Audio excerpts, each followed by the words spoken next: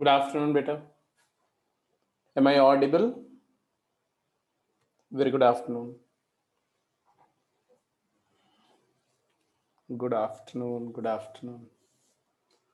चलिए भाई, तो क्या हुआ मेरे साइड में? तो there is a power cut, तो बहुत it's too hot here. Anyway, how is you all? कौन कौन लोग प्रेजेंट है क्लास में? Ayush is there, okay. Aditya ठीक है. Aryan is there, Arya is there, Dhruv is there, Khwahish is there, Mehul. ठीक है, चलो. कुछ लोग जो नहीं हैं कोई बात नहीं. I am good, I am good. तो डाउट्स बताओ अपने अपने.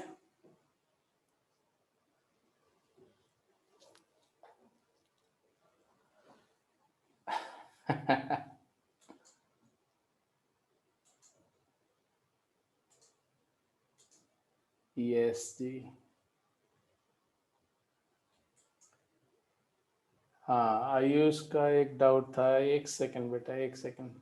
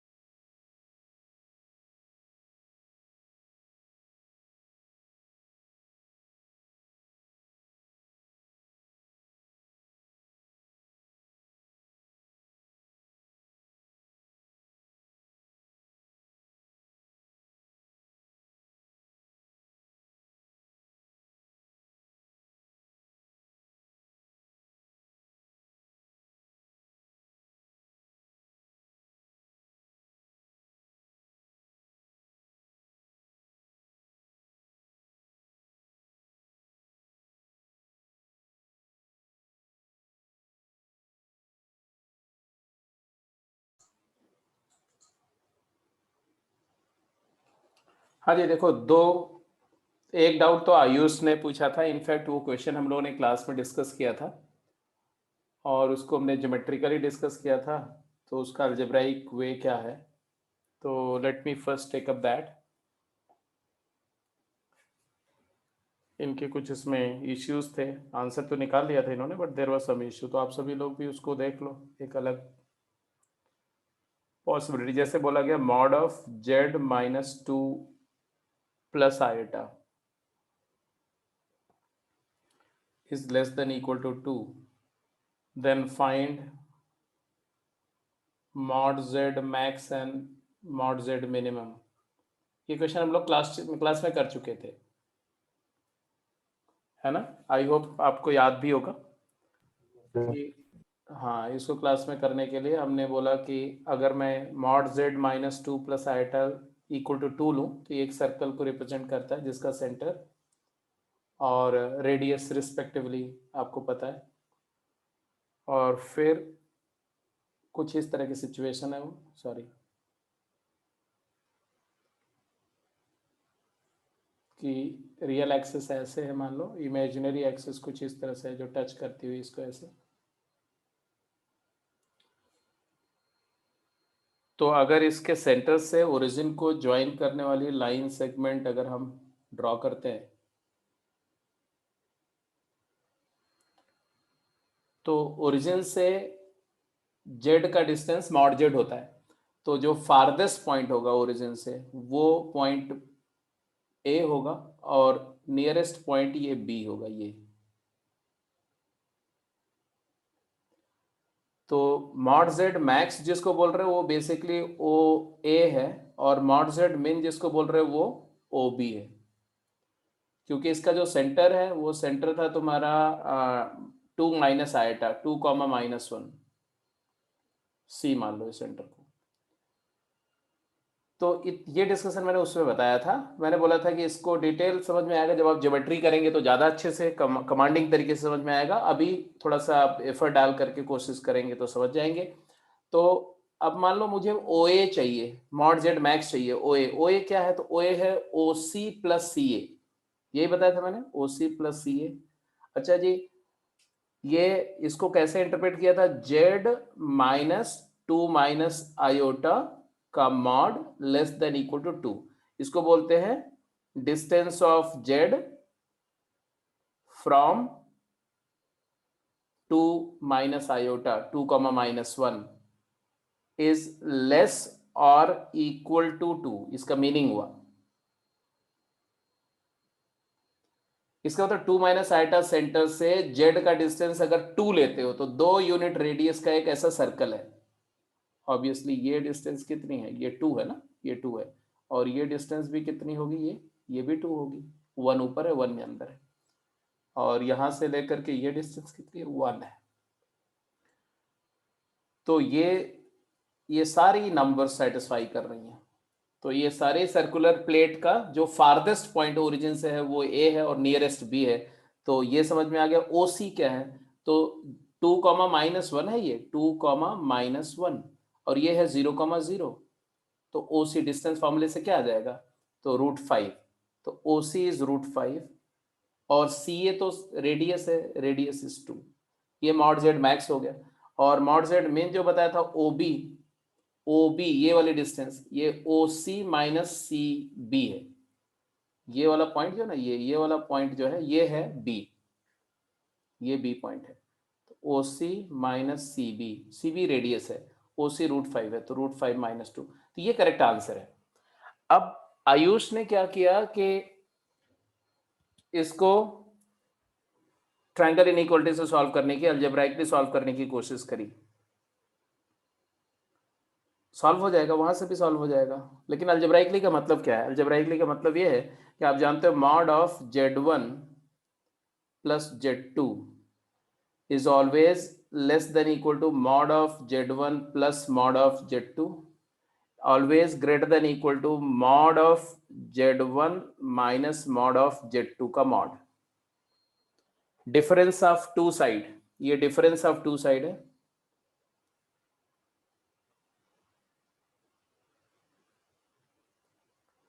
और ये सम ऑफ टू साइड है। डिफरेंस हमेशा लार्जर माइनस स्मॉलर होता है, इसलिए मैंने मॉड यूज किया। Z1 का मॉड माइनस Z2 का मॉड, अब पता नहीं कौन बड़ा है इसलिए उसका फिर से मॉड। और ये है थर्ड साइड। और ये बात आप ट्रायंगल इनइक्वालिटी वाला वीडियो देखोगे जो कि आपने अटेंड भी किया था, तो वहां से पता भी चल जाएगा कि हाँ यही कंक्लूड हुआ था, राइट। अब बोलो जी, व्हाट इज मॉड Z1? यहां पर Z1 क्या है? तो इन आवर केस Z1 जो हमारा है वो है Z और Z2 हमारा है वो है 2 - आइटा।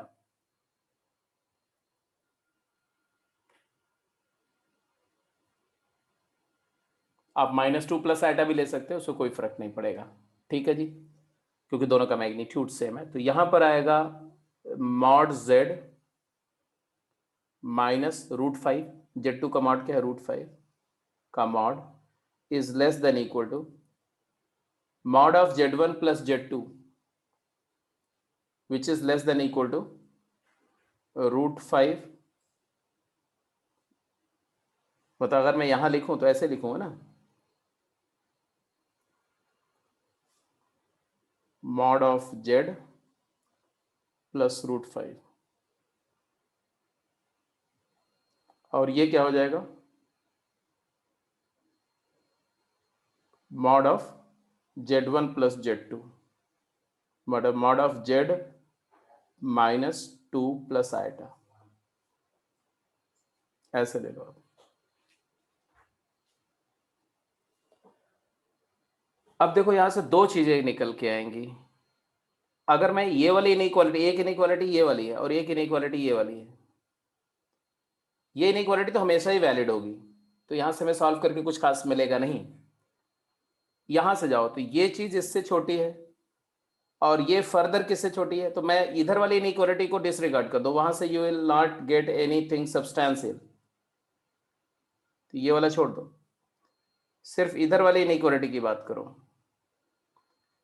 इस इनइक्वालिटी में this is less than this by triangle inequality and this is less than equal to 2, ये दिया हुआ है। तो अगर ए बी से छोटा है और बी सी से छोटा है तो ए सी से छोटा है, तो यहां से आ जाएगा कि mod of Z minus √5 is less than equal to 2, और यहां से भाई मॉड जेड को आर मान लो, let mod Z is R, तो यहां से क्या आ गया, R minus √5 is less than equal to 2, तो यहां से आ जाएगा आर का डिस, आर एक क्या है, पॉजिटिव रियल नंबर है, तब तो रियल नंबर वाला मॉड का कॉन्सेप्ट यूज करो कि √5 से 2 यूनिट राइट या √5 से 2 यूनिट लेफ्ट, तो ये √5 प्लस 2 हो जाएगा और ये √5 माइनस 2 हो जाएगा, तो आर की वैल्यू इस इंटरवल में लाई करेगी। तो आ गया आर लाइज बिटवीन √5 माइनस 2 से √5 प्लस 2, इक्वालिटी होल्ड करेगी।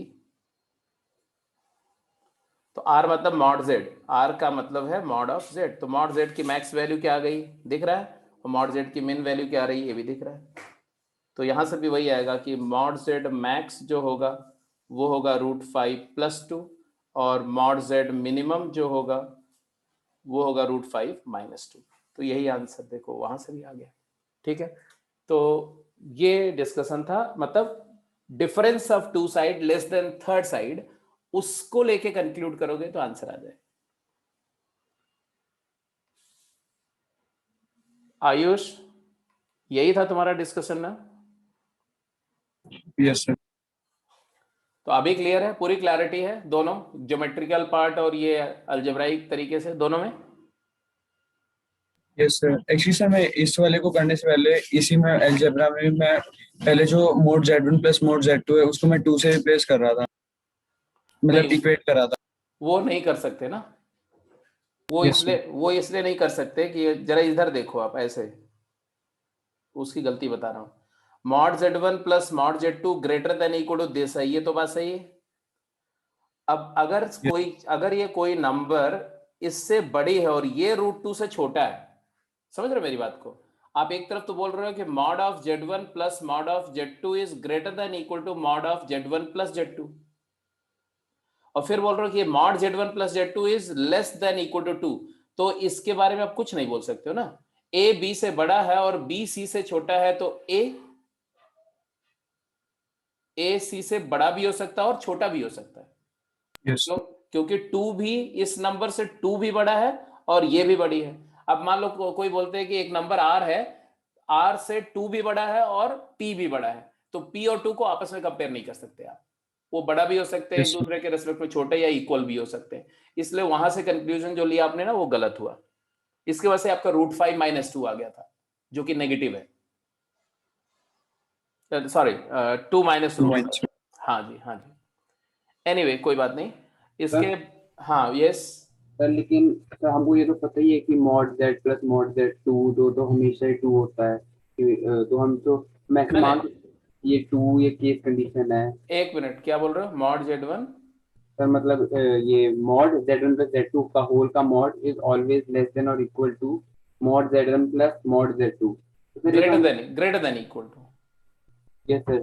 सर ये तो हमेशा ही ट्रू होता है। हाँ, हमेशा ट्रू होता है, बिल्कुल सर सही फिर बात है। हम टू से रिप्लेस तो कर ही सकते हैं, क्योंकि सर टू जो होगा या तो सर वो इससे तो छोटा ही होगा या तो इसके इक्वल होगा। नहीं नहीं नहीं, क्या फिर से तुम क्या कर रहे हो? मैं बोल रहा हूँ ये जो आपने बोला ये तो हमेशा होल्ड करेगा, यस सर। ठीक है। बट ये जो दिया हुआ है ये यहाँ पर मतलब कहने का मतलब है कि ऐसा है, ऐसा mod of z minus 2 plus iota, it is always less than equal to mod of z plus mod of minus 2 plus iota, and it is always greater than equal to mod of z minus mod of minus 2 plus iota। अब जब ये बात करें तो ये हमेशा hold करेगा, it is always true. ये बात तो बिल्कुल सही है, ये ऑलवेज ट्रू है। बट और ये भी ऑलवेज ट्रू है, ये इनइक्वालिटी भी ऑलवेज ट्रू है, इसमें कोई दिक्कत नहीं है। इसके अलावा एक कंडीशन थी कि mod of Z minus two plus iota is less than equal to two. अब तुम्हें ये जो यूनिवर्सल ट्रूथ है और ये जो गिवन ट्रूथ है, ये गिवन है और ये ऑलवेज है, ये दोनों को क्लब करना है। तो ऑब्वियस सी बात है कि आप इसके साथ में इसको क्लब कर सकते हो। क्यों? A less than B, B less than C. तो ट्रांजिशन प्रॉपर्टी बोलती है A less than B and B less than C implies A less than C. But अगर आप ऐसा बोलो इन दोनों, ये मान लो ये ए बी ए है ना, और इसको मैंने ए बोला और इसको मैंने सी बोला, इसको मैंने डी बोल दिया मान लो। अब जरा देखो, अगर हम बोल रहे हैं कि D is greater than B and B is less than C, तो can you follow the transition here? यहां ट्रांजिशन कैसे होगा? यहां से आप डी लेस देन सी भी नहीं बोल सकते, डी इक्वल टू सी भी नहीं बोल सकते, डी ग्रेटर देन सी भी नहीं बोल सकते, तीनों में से कुछ भी हो सकता है। अब इसमें अगर तुम्हें कुछ बोलना है तो बोलो सुकृत। सर लेकिन देखो, हमको जो D it is greater than equal to B, ये तो हमको पता ही है कि इट इज ऑलवेज ट्रू। और सर हमको क्वेश्चन में पूछा है कि maximum value of Z for which it is less than और इक्वल टू टू। तो ऑब्वियसली बात है सर, ये केस कंडीशन है कि टू से, तो सर टू या तो बी से छोटा होगा या इससे इक्वल होगा, उससे बड़ा तो हो नहीं सकता सर। क्योंकि सर अगर बड़ा होगा तब तो सर ऑल के लिए ट्रू है, तब अगर बड़ा होगा तो ऑल के लिए ट्रू है, और अगर छोटा होगा उसके लिए हमको निकालनी है। नहीं तो तुम क्या कंक्लूड कर रहे हो वहां से? तुम क्या कंक्लूड कर रहे हो कि mod of Z plus mod of minus two plus iota is? Sir ये तो हमको दे रखा सर, हम मैंने तो यहाँ रिप्लेस कर दिया था कि ऐसा कुछ कंक्लूजन तो नहीं है, but it is less than equal to two. Two is less than equal to this, मतलब it is greater than equal to two. This is greater than equal to two कर दिया तुमने। हाँ जी सर, क्योंकि sir अगर अगर मान लो ये नहीं होता, अगर ये लेस देन होता तब तो नहीं सर तो वहां से भी आंसर तो नहीं आएगा तुम्हारा। सर आंसर आ जाएगा, पर सर वही नेगेटिव आता है सर, टू नहीं माइनस। नहीं तो वो भी तो गलत ही है बेटा ना। यस सर ये पूछा। हाँ, तो वहां से कंक्लूड तो नहीं होगा पहली बात। यस अब जैसे मान लो ऐसा आ गया कि mod of Z is greater than equal to two minus root five आ गया, ये है ना। तो ये तो यूनिवर्सल ट्रूथ है यार, पॉजिटिव नंबर नेगेटिव हमेशा ही बड़ी होगी। तो हमने कहाँ कंक्लूड किया? हमारा पर्पस तो नहीं सॉल्व हुआ वहां से ना। नो डाउट वो सही होगा, उसमें प्रॉब्लम नहीं है, लेकिन पर्पस तो नहीं सॉल्व हुआ ना।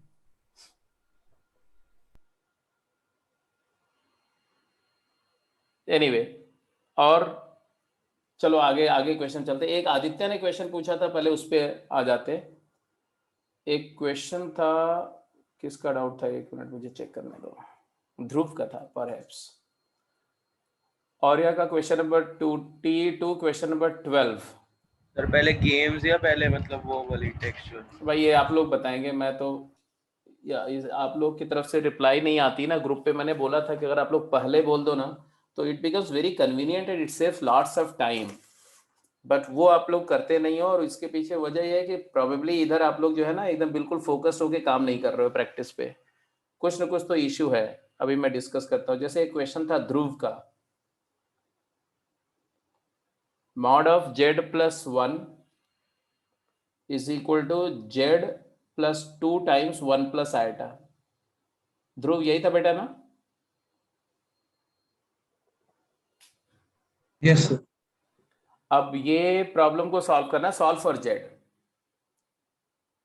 तो जो तुमने सॉल्व किया था उसमें कोई प्रॉब्लम नहीं है, सिर्फ ये था कि उसमें जो कंक्लूजन तुमने 3-4 लाइन वर्कआउट करके निकाला वो स्ट्रेट अवे निकाला था, जो मैंने आपको हिंट दिया था उसको अपने, मुझे लग रहा है शायद देर से समझा, या हो सकता है कि उसको इग्नोर किया उस हिंट को। देखो ध्यान से इस इक्वेशन को, क्या आप सभी लोग करेंगे क्या इसको? सभी बच्चे जरा इस इक्वेशन को सॉल्व करो तो देखें कौन क्या कंक्लूजन लेता है। I give you around 1 minute.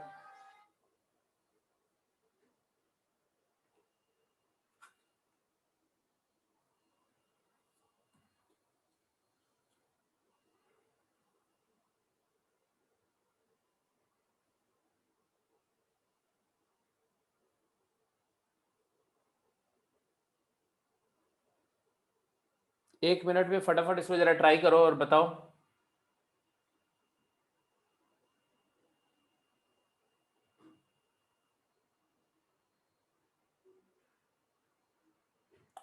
और जो क्वेश्चन मैंने ग्रुप पे भेजे थे क्लास के बाद वो कर लिए थे? जैसे उसके वो भी गेम्स के ही थे सर वो। हाँ तो उसको कर लिए थे ना, हो गए सारे कि नहीं, ये पूछ रहा हूँ मैं। यस सर, एक में तो था सर डाउट सर, बताता। चलो ठीक है ठीक है ठीक है, अभी उसको भी डिस्कस करते हैं।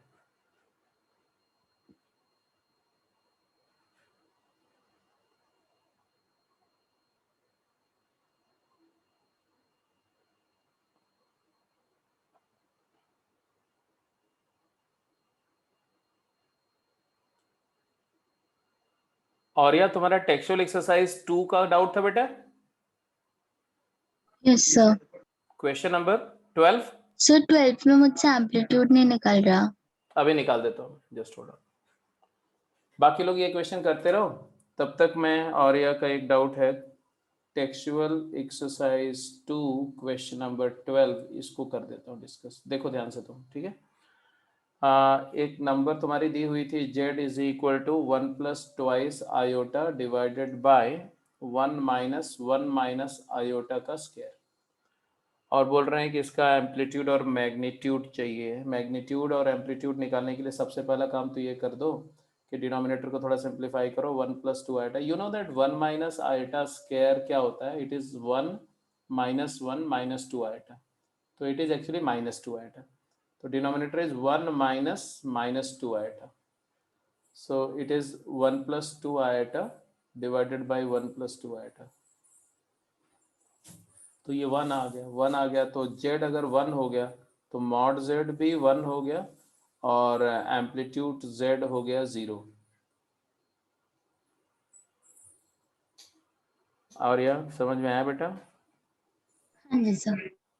तो कहाँ पर क्या दिक्कत हो रही थी? तुमने, मुझे लग रहा है, डिनोमिनेटर को सिंप्लीफाई नहीं किया था।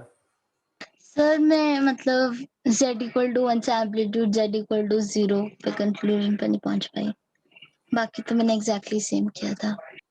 अच्छा ओके, तो ऐसे में किसी भी नंबर का एम्पलीट्यूड चाहिए तो उस नंबर को लोकेट करते हैं, और लोकेट करने के बाद उसका वो वेक्टर देखते हैं, और वो वेक्टर का पॉजिटिव रियल एक्सिस से कितना एंगल बन रहा है ये ऑब्जर्व करते हैं। I think it was very sound and clear told in the class.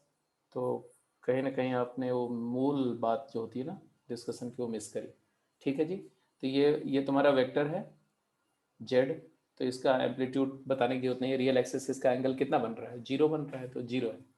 0 या जनरल एम्पलीट्यूड, जनरल आर्गुमेंट बोलोगे तो 2n पाई। एनीवे, और कोई डाउट है तो फटाफट बोलो। Sir question number 14। Question number 14 भी देख लो। क्वेश्चन 14 टेक्सचुअल एक्सरसाइज 2 का ही, इसमें दिया x plus 1/x is equal to √3। अब इसको सॉल्व करने के लिए बोल रहे हैं, तो ऑब्वियस ही बात है कि कई सारे तरीके सॉल्व करने के। एक तो देख के डायरेक्ट भी आंसर आ जाता है, बट मोर ओवर आप ऐसे देखो कि X square minus √3 times X plus 1 equal to 0, यही आएगा। अब इस क्वाड्रेटिक को सॉल्व करेंगे तो एक्स की वैल्यू बताओ जरा। क्वाड्रेटिक सोल्यूशन तो सभी लोग को पता है, a इज 1। अगर इसको ax² plus bx plus c से कंपेयर कर लो तो a की वैल्यू 1 है, b माइनस √3 है, c 1 है, तो minus b plus minus iota B square minus 4ac upon 2a। तो आ गया क्या, √3 plus minus under root B square is 3 minus 4 divided by 2 into 1। तो आंसर आ गया √3 minus 4 is -1 √3 plus minus iota by 2। तो अब जरा देखो तो ये नंबर अलजेब्राइक फॉर्म में है। दो नंबर आ गए यहाँ से, एक आ गया √3 प्लस आयोटा बाई 2 और एक आ गया √3 माइनस आयोटा बाई 2। अब दोनों का मैग्नीट्यूड देखो तो 1 है, यूनी मॉड्यूलर है और दोनों एक दूसरे की कंजुगेट हैं, तो एक z है तो दूसरा 1/z हो जाएगा। समझ रहे मेरी बात को? हेलो, अगर ये x है तो ये 1/x हो जाएगा। क्यों? Because both are unimodular. Yes sir. Unit magnitude की कॉम्प्लेक्स नंबर के बारे में मैंने क्या बताया था? क्योंकि कॉम्प्लेक्स नंबर के बारे में मैंने बताया था कि किसी नंबर और उसके कॉन्जुगेट को मल्टीप्लाई करके मॉड z का स्क्वायर आता है। अगर मॉड z 1 है, यूनिट मॉड्यूलस मॉड z 1 है, तो z और z बार का प्रोडक्ट 1 होगा, तो z बार 1/z होगा। ये बात मैंने बोला था, बहुत इंपॉर्टेंट है, बहुत यूज होती है। तो अगर ये यूनिट मैग्नीट्यूड की है तो ये दोनों एक दूसरे की कॉन्जुगेट हैं, तो दिख ही रहा है, इसलिए एक दूसरे के रेसिप्रोकल होंगे। किसी को भी x मानोगे तो दूसरा 1/x आ जाएगा, है ना। तो अब सिर्फ चाहिए कि इसको कन्वर्ट करो जरा पोलर फॉर्म में। पोलर फॉर्म में कन्वर्ट करने के लिए क्या करना चाहिए बोलो? √3/2 प्लस ऐसा होगा, ऐसा ऐसा।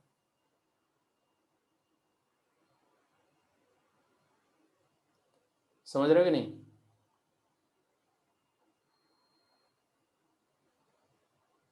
ये 1/2 है और ये √3/2 है, तो ये एंगल कितना होगा? 1/√3 60 डिग्री, π/6 और मैग्नीट्यूड क्या है 1, तो इसको बोलेंगे cos π/6 plus iota sine π/6। Agreed? ये x हो गया सर x। तो दूसरा वाला क्या हो जाएगा? इसी का क्या है? 1/x क्या हो जाएगा? इसी का कॉन्जुगेट है, तो हो जाएगा cos π/6 minus iota sine π/6। Agreed और नॉट? Yes sir. तो x और 1/x का सम क्या होगा? ऐड कर लो।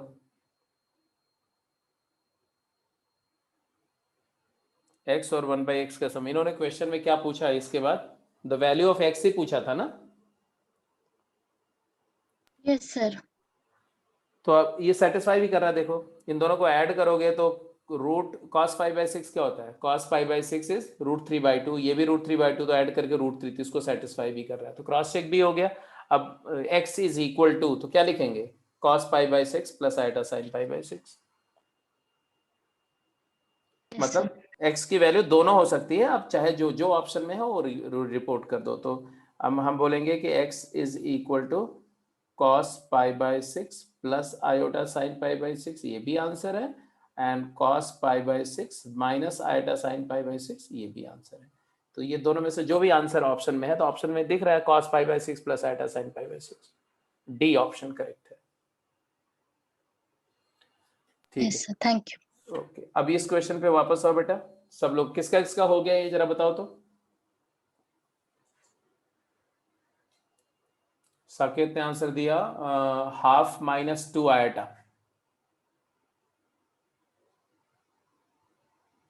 सुकृत का भी ½ - 2 आयोटा। ठीक है, और ध्रुव तुम्हारा आंसर भी यही आया था बेटा? यस। ठीक है, तो अब देखते हैं कि कैसे आंसर आना एक बात है, बट आपने कैसे प्रोसेस किया ये भी एक इम्पॉर्टेंट बात है। ठीक है, तो ये हटा देते हैं, ये तो सारा कुछ हो गया, सब लोगों ने समझ लिया होगा। तो I am going to just get rid of this. Okay, look at this situation. एक तो तरीका है कि आप z को x plus iota y put कर दो और एंड प्रोसीड, सॉल्व हो जाएगा। ये मेथड 1 है, बट इससे बेटर मेथड भी है।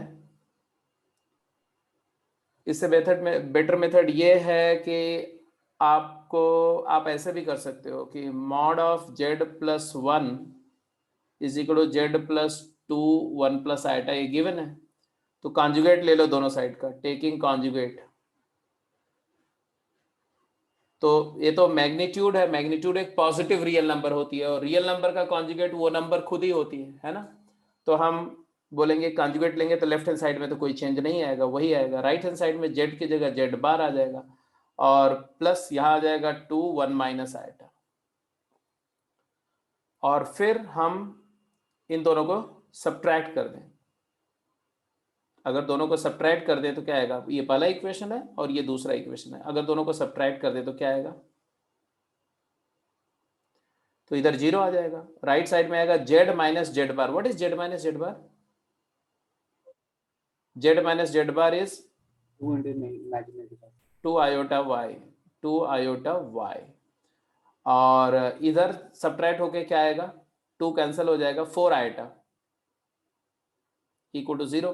तो यहां से आ जाएगा कि iota times 2 iota times Y plus 2 0, but 2 iota तो 0 हो नहीं सकता, इसलिए y इक्वल टू -2 आ गया।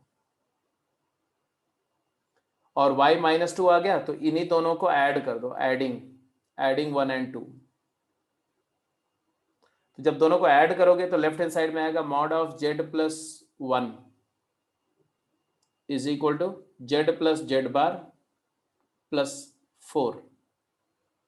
Agreed? Yes Z plus Z bar क्या होता है? बिकॉज y -2 है तो z तुम्हारा हो गया x -2 आएटा बेसिकली। तो z और z बार क्या हो जाएगा, z बार हो जाएगा x प्लस 2 आएटा, या हाँ x plus 2 आएटा।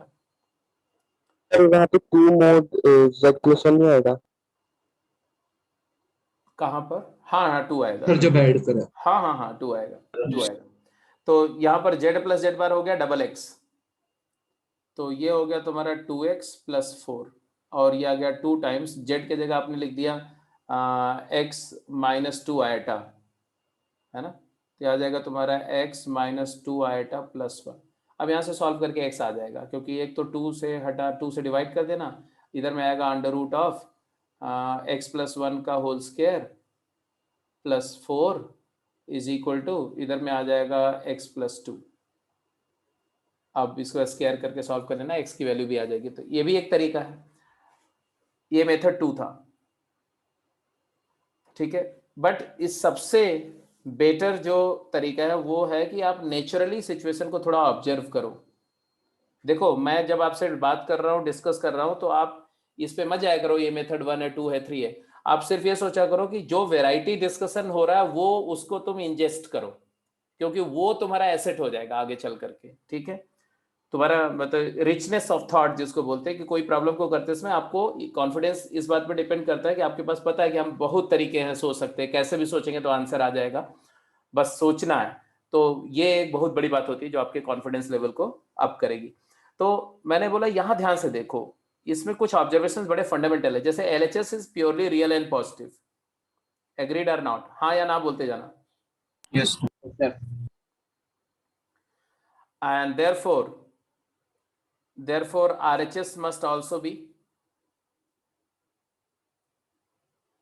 real and positive, क्योंकि अदरवाइज तो इक्वालिटी नहीं होल्ड करेगी। यस अब RHS रियल होना चाहिए और पॉजिटिव होना चाहिए, तो पॉजिटिव तो बात की बात है, पहले तो रियल होना चाहिए। RHS को रियल होने के लिए ये जो RHS को ध्यान से देखो तो z प्लस 2 आयोटा, ये 2 आयोटा को हटाने की जिम्मेदारी किसकी है?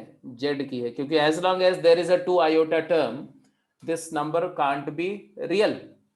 तो इसके लिए z के अंदर -2 आयोटा होना चाहिए, and therefore imaginary part of z has to be -2 iota. तो देखा आपने कि जो चीज को एनालाइज करने में हम लोग इतना एनालिसिस करते थे, स्क्वायर करके सिंप्लीफाई किया, इमेजिनरी पार्ट को फिगर आउट किया, फिर उसको 0 किया, वहां से y की वैल्यू -2 आई, वो यहाँ डायरेक्ट आ गई। इसका मतलब है z तुम्हारा क्या हो गया? z हो गया x -2 आयोटा। अब जब z x -2 आयोटा हमारा ऐसे देख के ही पता चल गया, देख के ही पता चल रहा है, ये तो मैंने समझाने के लिए आपको बोला। अगर आप मेच्योर हो तो आपको दिख रहा है कि भाई ये -2 आयोटा को कैंसिल कौन करेगा, तो z का इस +2 आयोटा को कैंसिल करने के लिए z में -2 आयोटा होना चाहिए। तो अब आ गया z प्लस 1 क्या आ गया, तो आ गया तुम्हारा x माइनस 2 आयोटा प्लस 1। तो इसका मैग्नीट्यूड क्या आएगा, इसका मैग्नीट्यूड आएगा रूट ऑफ रियल पार्ट का स्क्वायर x प्लस 1 का होल स्क्वायर, इमेजनरी पार्ट का square 4 is equal to right side में z और 2 आयोटा हट गया तो 2 ही तो बचा। बोलो हाँ या ना। तो देयरफॉर ये आ गया और ये आ गया तो स्क्वायर करके आंसर आ जाएगा भाई। सर RHS में x प्लस x भी तो बचा। हाँ x भी आएगी, x भी आएगा, x प्लस 2 बचेगा। फिर स्क्वायर कर दोगे तो आ जाएगा तुम्हारा X square plus 2x plus 5 is equal to X square plus 4x plus 4। तो यहाँ से x की वैल्यू आ गई।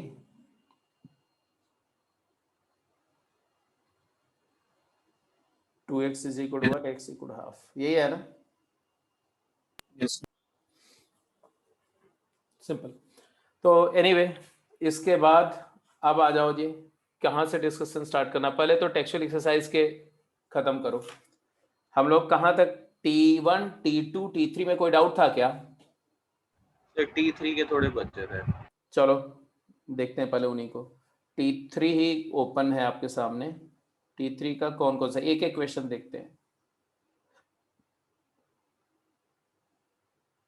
हाँ जी, फर्स्ट हो गया था, आंसर क्या है?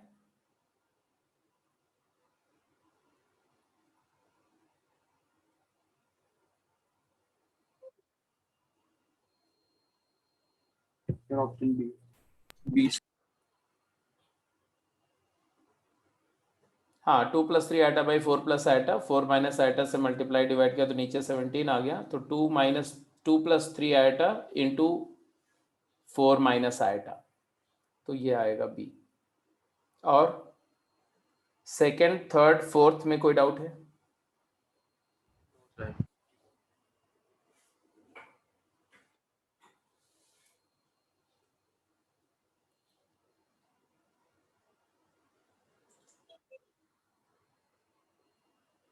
सेकंड में और थर्ड में और फोर्थ में कोई डाउट तो नहीं?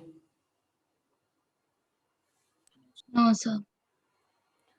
जैसे थर्ड तो बिल्कुल स्ट्रेट अवे ही दिख रहा है कि अगर ये cos प्लस आइटा साइन है तो 1/y जो होगा वो इसी का कॉन्जुगेट होगा, cos माइनस आइटा साइन, क्योंकि यूनिमॉड्यूलर नंबर है। यस तो y और 1/y दोनों को ऐड कर दो तो 2 cos थीटा क्लियर दिख रहा है। ऐसे ही मतलब बहुत सारे तो वर्बल है। जैसे जो सेकेंड वाला पार्ट है, सेकेंड वाला में देखो तो एक्चुअली आर्ग्यूमेंट आपको निकालना किसका था, आर्ग्यूमेंट निकालना था, इसको क्रॉस मल्टीप्लाई करो तो क्या आएगा, 3 प्लस iota into 2 plus iota, 5 plus 5 iota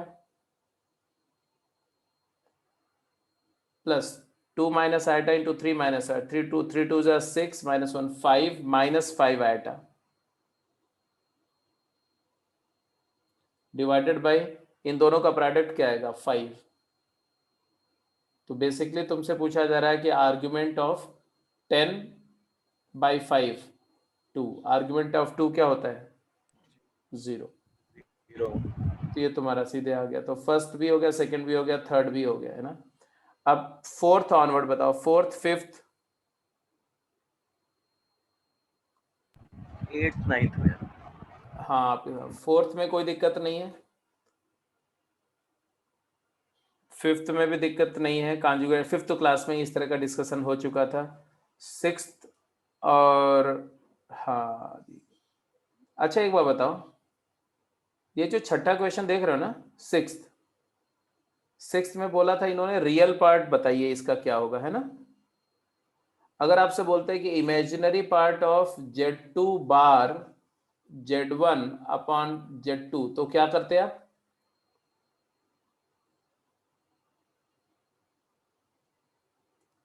तो किसी भी कॉम्प्लेक्स नंबर का रियल पार्ट अगर चाहिए तो आप क्या करते हैं, आप बोलते हैं कि Z plus Z bar by 2। और अगर उसी कॉम्प्लेक्स नंबर का इमेजिनरी पार्ट चाहिए तो क्या करते हैं, Z minus Z bar divided by 2 iota. याद है ये दोनों बातें? Yes sir. क्योंकि z प्लस जेड बार जो होता है वो 2 times real part of z होता है, और z माइनस जेड बार जो होता है वो 2 iota times imaginary part of z होता है। तो ये होता है, इस वजह से ये कंक्लूजन आपके सामने। अब अगर इमेजिनरी पार्ट किसी ने पूछा, जैसे पूछा कि imaginary part of z2 conjugate into z1 upon z2 क्या होगा, तो आप बोलेंगे क्या, it is z2 conjugate into z1 upon z2 minus z2 conjugate into z1 upon z2 का बार डिवाइडेड बाय 2 आयोटा। अब इसको सिंप्लीफाई करोगे तो क्या आएगा, तो सबसे पहले तो इसको देखो, तो z2 बार z1 अपॉन z2 माइनस, जब इसको बार को डिस्ट्रीब्यूट करोगे तो z2 z1 bar upon z2 bar upon 2 आएगा, और फिर इसको सिंप्लीफाई करिए, आंसर बताओ। z1 है 1 + 2 आएटा, z2 है 3 + 5 आएटा। तो आप सिंप्लीफाई करके आंसर बताने के लिए क्या करेंगे,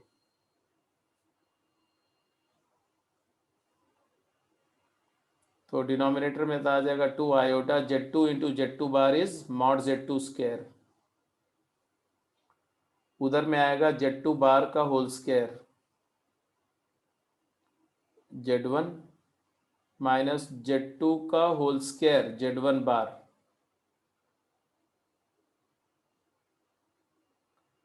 and then put the values.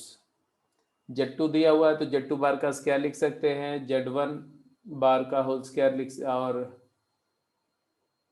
z2 का स्क्वायर भी लिख सकते हैं, z1 और z1 बार भी लिख सकते हैं। तो कोई एक निकाल लोगे ना तो दूसरा अपने आप आ जाएगा, जैसे ये निकाल लो तो इसी का कंजुगेट करके आ जाएगा।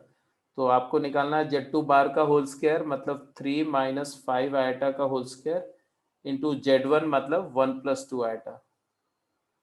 तो इसको कैलकुलेट करो, 3 3 जा 9, 9 - 5 -30 आयटा मल्टीप्लाइड बाय 1 + 2 आयटा। तो जो भी आएगा उसी का कंजुगेट कर लेंगे तो ये आ जाएगा, और फिर सब्ट्रैक्ट करके और मॉड z2 फटाफट इवैल्यूएट कर लेना। एनीवे 7th कौन सा बोल रहे थे, 8th बोल रहा था सर। 8th क्वेश्चन बोल रहे थे, लो भाई 8th।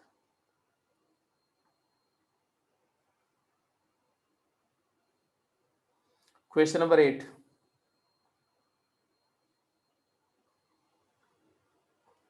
हाँ जी बिल्कुल ठीक है। तो इसमें कुछ बताना नहीं है इसलिए क्योंकि e⁻i a into e⁻i b into e⁻i c evaluate करना है, बेस सेम है तो मल्टीप्लाई करने पर पावर ऐड हो जाएगी, ये तो क्लियर दिख रहा है। हाँ सर, अच्छा वो 185 बन जाएगा। हाँ बस ठीक है, तो हो जाएगा, क्लियर हो जाएगा सर। और 9th में सर मतलब हो तो रहा था बट cos 3 थीटा वगैरह सर आ गया था, फिट आउट आ रहा था सर। कोई डाउट नहीं है, देखो ध्यान से।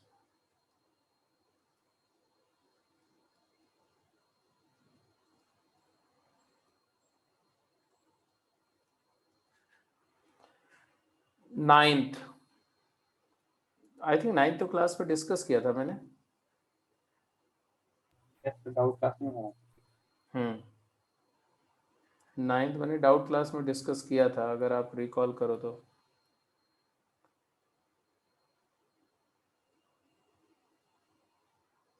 ये है e⁻ cos 2 theta minus iota sine 2 theta, e⁻ minus iota 2 theta की पावर 4, e⁻i 4 थीटा की पावर -5, e⁻i 3 थीटा की power -2, e⁻ minus iota 3 theta की पावर 4 -9।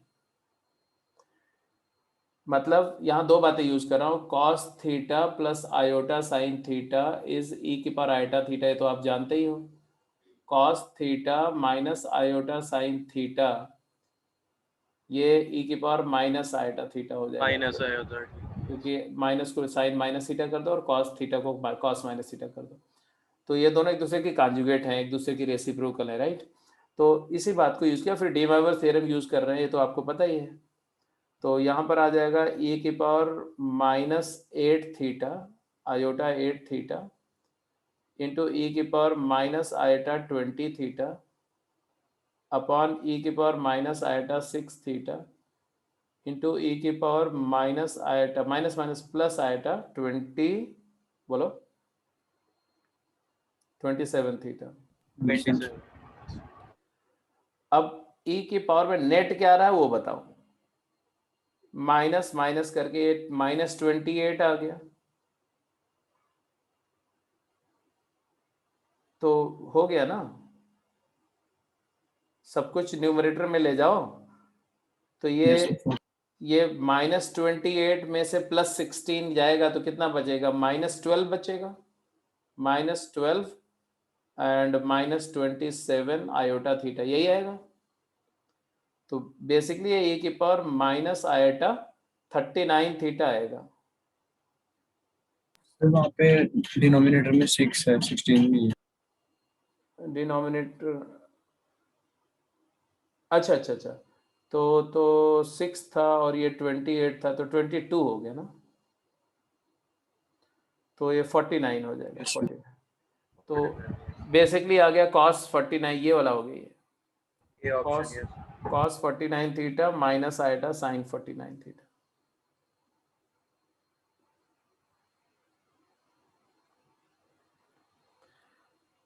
और कौन सा नहीं हुआ था, 10th भी डिस्कस हो गया था क्लास में।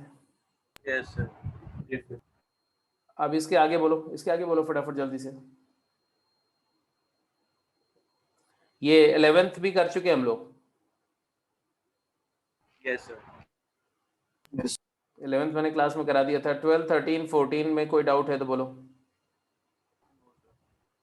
नहीं है ना? No doubt, आगे।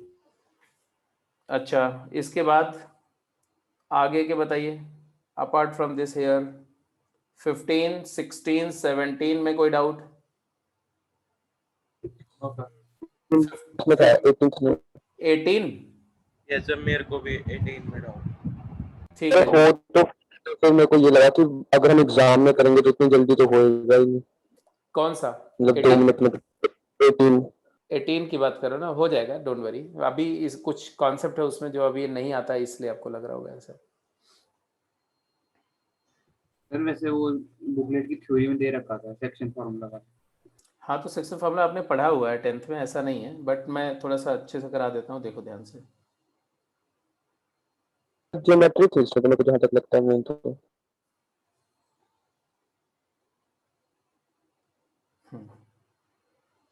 ऐसे समझो आप। हालांकि आज क्लास में मैं दोबारा इसको कराना ही पड़ेगा सारे बच्चों को। इधर देखो ध्यान से। मान लो दो कॉम्प्लेक्स नंबर्स हैं Z1 एंड Z2। तो बेसिकली हम कॉम्प्लेक्स नंबर को तो वेक्टर जैसे ही ट्रीट कर रहे हैं ना। तो मतलब है कि Z1 और Z2 को ज्वाइन करने वाला एक ऐसा वेक्टर, एक लाइन है, और इस लाइन पर हमारे पास में दो वेक्टर्स हैं, एक है Z1 पॉइंट और एक है Z2 पॉइंट। तो चाहे आप इसको पॉइंट बोलो या इनका पोजीशन वेक्टर ट्रीट करो, बात एक ही है। तो I call this as Z1 and this as Z2, but in vector form this vector is Z1 vector and this vector is Z2 vector। अब बोल रहे हैं कि अगर एक पॉइंट है इसी लाइन सेगमेंट ए, मान लो ये P पॉइंट है और ये Q पॉइंट है, तो PQ लाइन सेगमेंट को अगर कोई पॉइंट है R that divides PQ in the ratio m:n, मान लो if R divides PQ in ratio m:n internally, अभी मैं इंटरनली ही बात कर रहा हूँ। R जो है उसका पोजीशन वेक्टर क्या है, तो R का कॉम्प्लेक्स नंबर है Z, P का कॉम्प्लेक्स नंबर है Z1 और Q का कॉम्प्लेक्स नंबर है Z2। तो जो Z का वेक्टर है वो कौन सा वेक्टर हुआ भाई? ओरिजिन से ये वेक्टर जेड का वेक्टर है।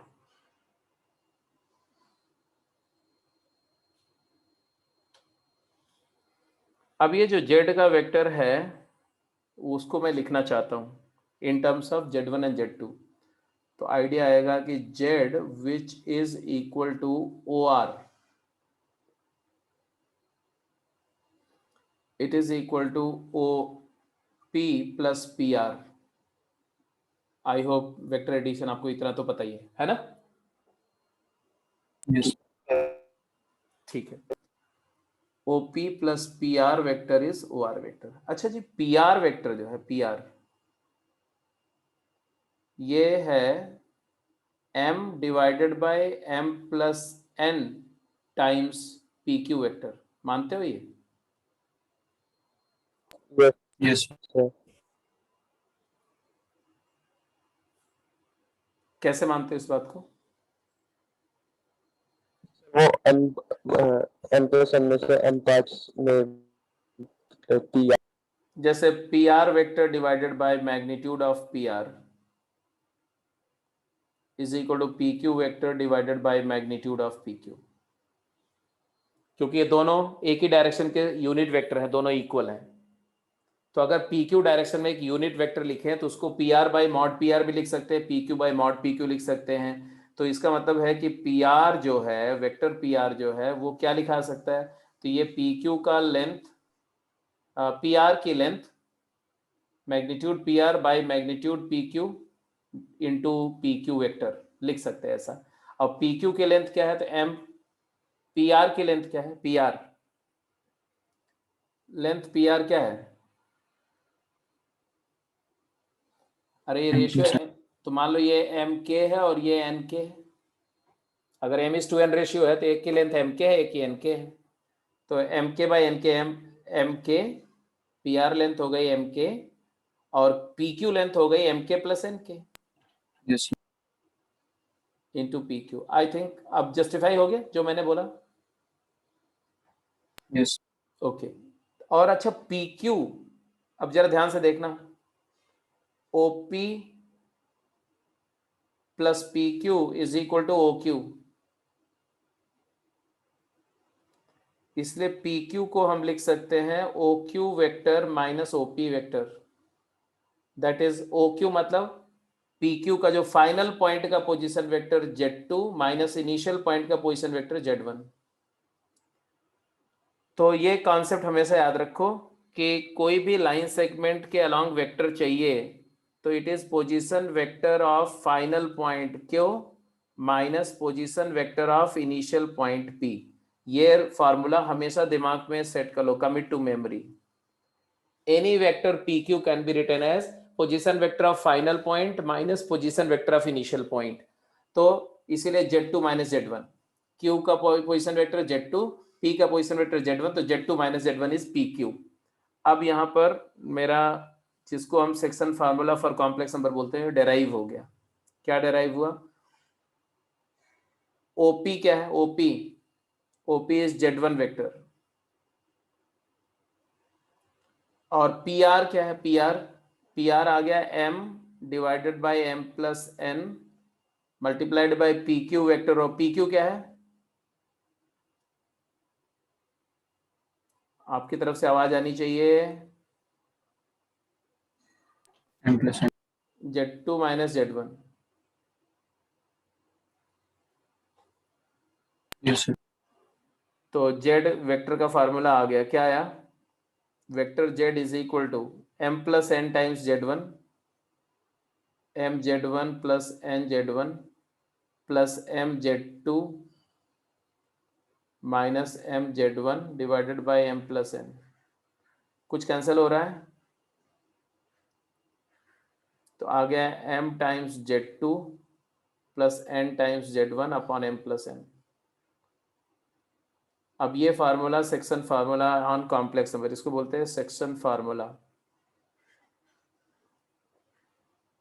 क्या सेक्शन फार्मूला है? बिल्कुल वैसा ही जैसा आपने 11th में पढ़ा था, नथिंग न्यू, बस उसको उसका नजरिया देखने का थोड़ा चेंज हो। जहां पर हम x, y बोलते हैं वहां z बोलेंगे, दैट्स इट। अब क्या है समझो, अगर Z1 और Z2 को ज्वाइन करने वाली लाइन सेगमेंट पर कोई पॉइंट R है जो Z1 Z2 को m/n रेशियो में डिवाइड कर रहा है, तो उस R का पोजीशन वेक्टर Z जो है ये कैसे लिखा जाएगा, मतलब ये कॉम्प्लेक्स नंबर Z कैसे आएगी, m multiplied to Z2 n multiplied to Z1 divide by m plus n, cross multiply होता था ना, याद है सेक्शन फॉर्मूले में 11th में 10th में?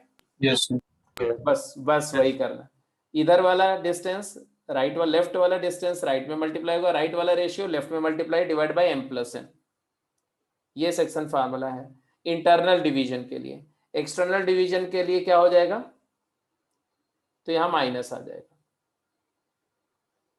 तो पहले इस क्वेश्चन को कर लेते हैं, फिर वहां भी आ जाएंगे, डोंट वरी। अब यहां देखो, ये अब सेक्शन फार्मूला जैसा है सिचुएशन की नहीं है, यस तो इसको जरा इंटरप्रेट करो। तो ये है Z1 है मान लो, ये Z2 है मान लो, और ये Z3 है, और MZ2 मतलब है M इधर होगा, MZ2 प्लस 1Z3, तो 1 इधर होगा। तो ये पॉइंट, जिस पॉइंट को Z1 बोल रहे हो वो क्या कर रहा है बोलो, Z1 divides line joining Z2 and Z3 in the ratio 1:m। तो Z1 is m times Z2 plus Z3 by m plus 1, where m is a positive real number, then the distance of Z1 from line joining Z2 and Z3। तो Z1 actually यहाँ हमने conclude क्या किया, हमने conclude किया कि Z1 divides Z2 Z3 line segment in ratio कौन सा, 1:m, and therefore Z1 Z2 Z3 are collinear, क्योंकि बिना कोलिनियर हुए डिवीजन पॉसिबल नहीं है। जब तीनों एक ही लाइन पर हैं तो Z1 का इस लाइन से डिस्टेंस क्या होगा, 0। अगर Z1 Z2 और Z3 को ज्वाइन करने वाली लाइन पर ही लाई कर रहा है, तो Z1 से इस लाइन ज्वाइनिंग Z2 Z3 की डिस्टेंस क्या हो गई, 0 हो गई। तो आंसर ऑप्शन का 18 का आंसर क्या गया, A. Is that clear? Yes yes sir. तो सेक्शन फार्मूला सबको समझ में आ गया? Yes sir.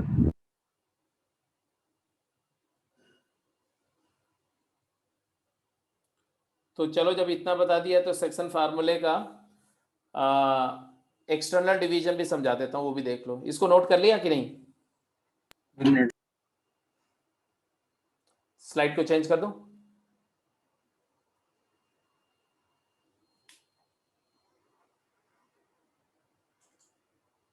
एक बार कंफर्म कर लो बेटा, सेक्शन फार्मूला का कॉन्सेप्ट आपने नोट कर लिया, समझ में आ गया? अगर समझ में आ गया तो मुझे बता दो, तो मैं स्लाइड चेंज करके और इसका एक्सटर्नल डिवीजन बता दूं।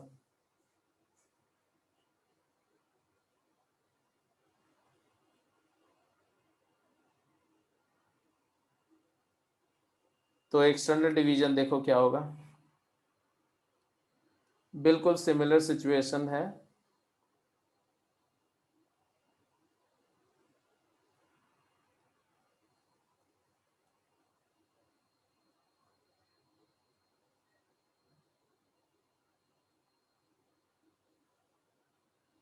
देखो ध्यान से, it is P Z1, it is Q Z2 and R is Z. If R, that is Z, divides, R point है, Z उसका नंबर है कॉरेस्पॉन्डिंग, हर पॉइंट के कॉरेस्पॉन्डिंग एक नंबर होती है, तो नंबर है Z, divides PQ, P Z1 and Q Z2 in ratio m/n externally। तो इसका मतलब क्या होता है, इसका मतलब होता है कि जो डिवाइडिंग पॉइंट है उसका P से डिस्टेंस क्या है और डिवाइडिंग पॉइंट का Q से डिस्टेंस क्या है, वो m/n है, ये रेशियो। मतलब ये जो है ये डिस्टेंस है m लैम्डा और ये है n लैम्डा, तो रेशियो हो गया m/n। But point line segment PQ पर लाई नहीं कर रहा है, उसके बाहर है, उसी लाइन पर बाहर है, आउटसाइड PQ है, इसीलिए इसको एक्सटर्नल डिवीजन बोलते हैं। तो idea is again very simple, ये वेक्टर Z1 है और ये वेक्टर Z2 है और ये वेक्टर Z है जो हमें डिटरमिन करना है। तो मैं अभी भी यही बोलूंगा कि OR वेक्टर जो है, हमें Z चाहिए, Z हो गया तुम्हारा OR वेक्टर, और OR वेक्टर हो जाएगा तुम्हारा basically OP vector plus PR vector. अब OP वेक्टर तो Z1 है, so no doubt about it, it is Z1 plus PR vector जो है PR मतलब यहां से यहां तक ये vector, PR vector PQ vector का डायरेक्शन में है। PR vector is equal to PR का magnitude into PQ vector by mod PQ। मानते हो कि नहीं मानते हो? यस किसी वेक्टर को लिखने के लिए हम उसका मैग्नीट्यूड टाइम्स उसी डायरेक्शन में यूनिट वेक्टर यूज करते हैं ना। तो ये आ जाएगा तुम्हारा मॉड,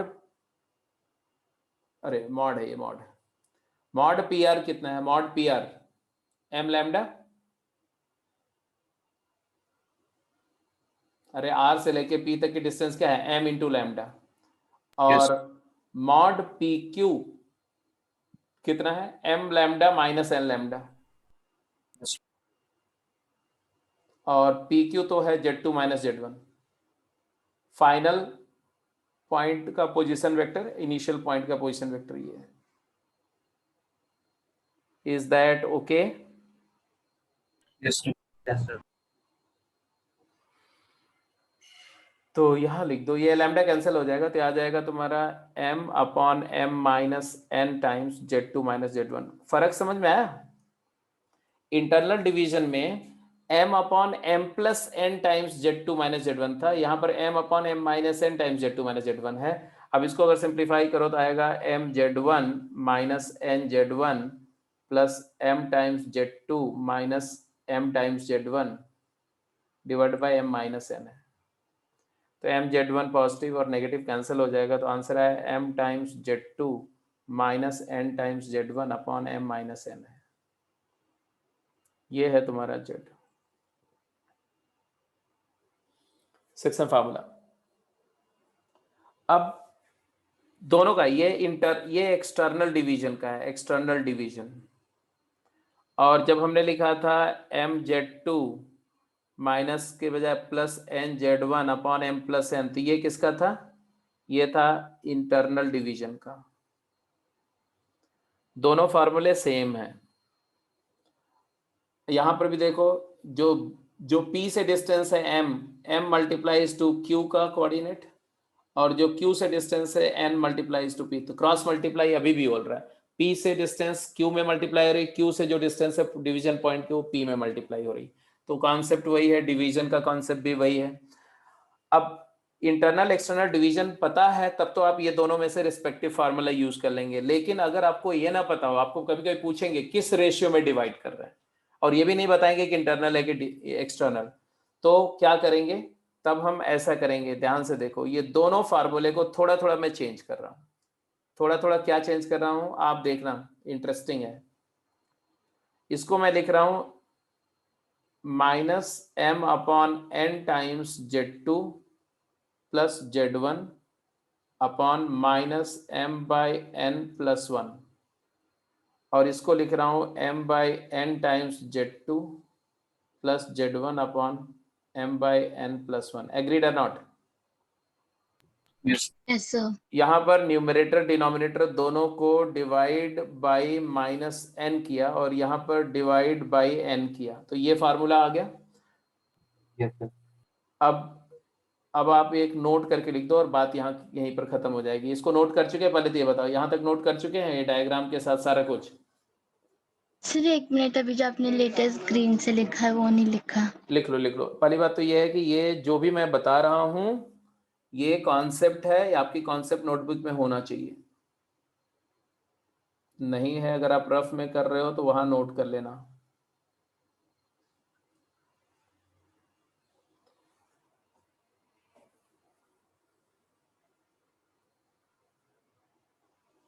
तो अगर डिवीजन का रेशियो अननोन है, नहीं पता है कि किस रेशियो में डिवाइड हो रहा है, तो हमेशा हम m/n तो ले सकते हैं, बट हम m/n नहीं लेते हैं, उसको m/n/1 लेते हैं, दैट इज λ/1 लेते हैं।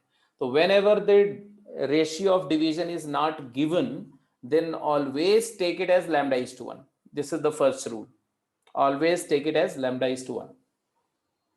डन। ये डायग्राम हटा दूं,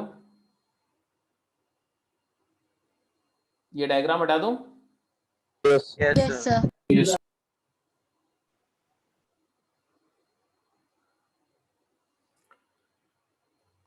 तो नोट ये है, if ratio of division is not given, मतलब कभी ऐसा होगा कि आपको 2 पॉइंट दे देंगे और तीसरा पॉइंट भी दे देंगे और बोलेंगे बताओ तीसरा पॉइंट फर्स्ट 2 को ज्वाइन करने वाले लाइन सेगमेंट को किस रेशियो में डिवाइड कर रहा है। तो ना तो तुम्हें पता है कि इंटरनल डिवीजन होगा, ना पता है कि एक्सटर्नल डिवीजन होगा, ना क्या रेशियो, कुछ नहीं पता, तो वो हमें पता करना है। और एक होता है कि भाई 2 पॉइंट दे दिया, बोला कि एक पॉइंट है जो इन दोनों पॉइंट को ज्वाइन करने वाले लाइन पी क्यू को इस रेशियो में डिवाइड कर रहा है, तो पॉइंट का कॉम्प्लेक्स नंबर बताओ क्या होगा। तो वो तो नोन वाला केस हो गया, मैं नॉट नोन वाला केस की बात कर रहा हूँ। Not given, then take it as λ/1, then take it as λ/1 and apply the formula. अब यहां हमें ना तो पता है कि इंटरनल डिवीजन है, ना मालूम है कि एक्सटर्नल डिवीजन है, तो कौन सा फार्मूला लगाएंगे? तो फार्मूला हम लगाएंगे z is equal to λ/z2 प्लस z1 अपॉन λ+1। समझ रहे हो? ये है z1, ये है z2 और ये है z, हमने लिया λ/1, तो λ/z2 z1। अब बोलो ये तो आप इंटरनल ले रहे हो, अभी मैं कुछ नहीं ले रहा हूं, बस इंटरनल मान के ही लगा दो, ठीक है। अब आपको पता है, आपके बैक ऑफ माइंड में होना चाहिए कि इंटरनल के केस में लैम्डा होता है m/n और एक्सटर्नल के केस में लैम्डा होता है -m/n। मतलब एक्सटर्नल में लैम्डा नेगेटिव होगा, इंटरनल में लैम्डा पॉजिटिव होगा। तो if lambda comes out to be, फिर सॉल्व करो, सॉल्व करके comes out to be positive, then internal division, and lambda negative आ गया तो ये एक्सटर्नल डिवीजन। तो हम लैम्डा के साइन जो आएगा फाइनली सॉल्व करके, उससे डिसाइड करेंगे कि डिवीजन का नेचर क्या है, वो इंटरनल है या एक्सटर्नल। तो ये बात आपको याद रखनी है, अपार्ट फ्रॉम द 2 रिजल्ट जो हमने डिराइव किया था। अब आ जाओ और बताओ कौन सा क्वेश्चन था, इसको हो गया। अब वापस आते हैं और क्वेश्चन पे, फर्दर क्वेश्चन पे चलते हैं।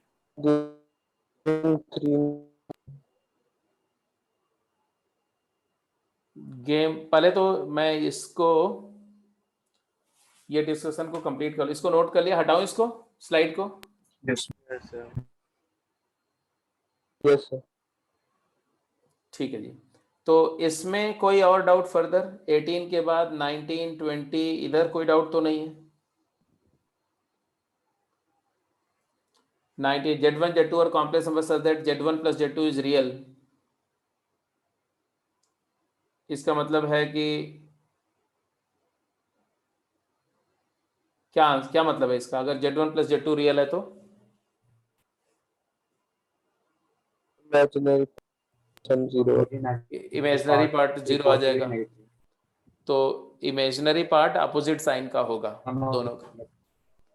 तो इससे बोल रहे हैं क्या, argument Z1 plus Z2 are conjugate of each other? नहीं, जरूरी नहीं है। Argument Z1 equal to argument Z2,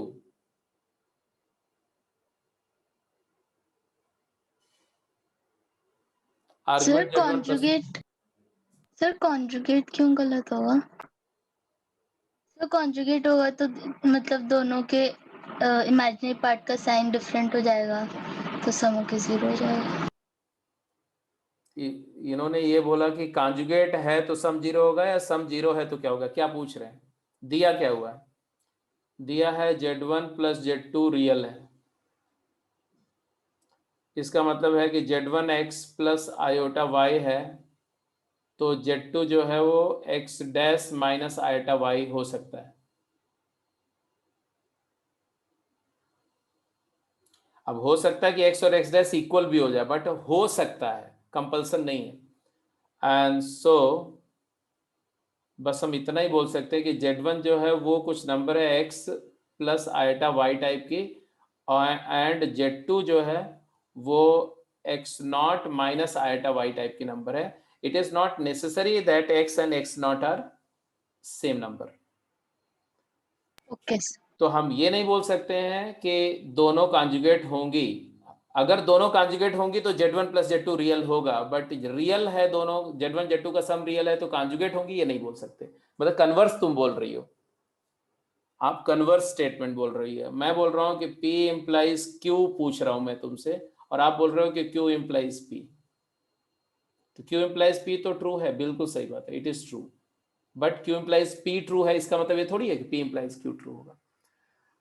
अब argument Z1 equal argument Z2, ये तो नहीं बोल सकते हम, No, sir. ये नहीं बोल Then सकते, क्योंकि tan थीटा y अपॉन एक में y अपॉन x आएगा और एक में minus y upon x not आएगा, वो भी नहीं बोल सकते। Argument Z1 plus argument Z2 पाई, ये बोल सकते हैं, ये भी नहीं बोल सकते। तो आंसर क्या आएगा इसका? none of these. अब अगर आपको इसके बाद भी कोई कंफ्यूजन है तो आप ले लेना, जैसे आप ले सकते हो, एक तो ले लो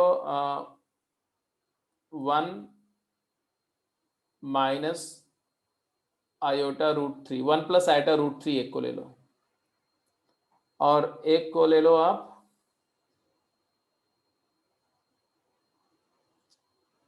2 minus iota root 3।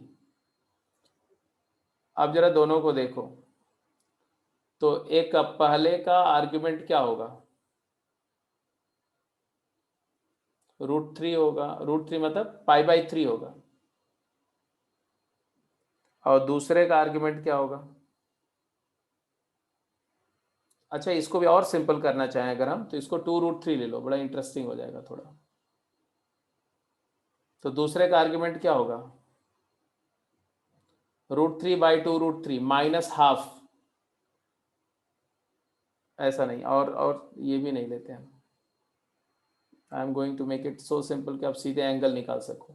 Root 3 minus iota root 3 ले लो, तो इसका आर्ग्यूमेंट क्या होगा? tan थीटा इज -1, तो आ जाएगा argument Z2 is minus pi by 4। Minus pi by 4। अब आप खुद देख लो ना, तो इन दोनों, ये दोनों इक्वल हैं, ये सब डिनाई हो रहे हैं, देखो ये भी डिनाई हो गया, ये भी डिनाई हो गया, और इन दोनों के आर्ग्यूमेंट को ऐड करके पाई आ रहा है, ये भी डिनाई हो गया, तो answer obviously none of this. ऐसे 20th क्लियर है? ये तो क्लियर हो गई होगा, ये तो सीधे सीधे मैंने क्लास में ही प्रूफ किया था। और बताओ।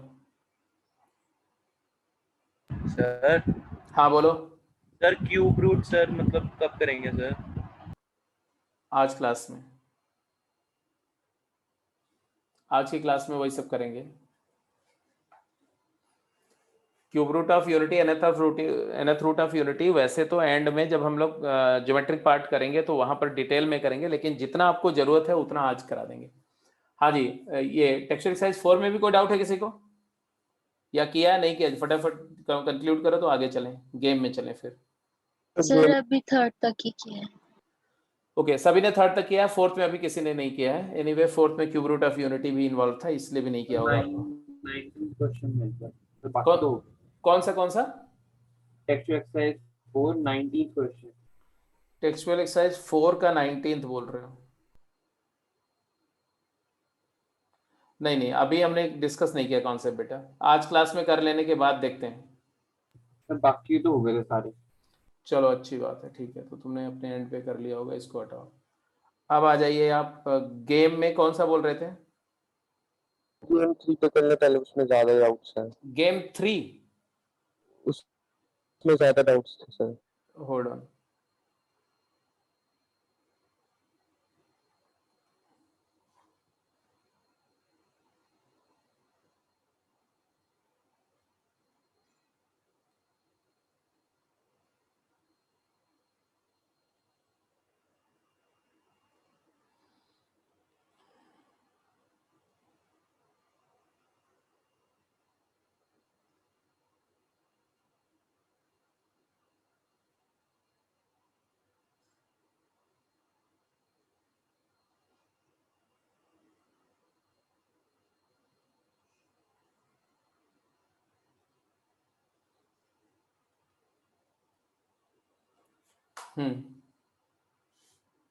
बोलो।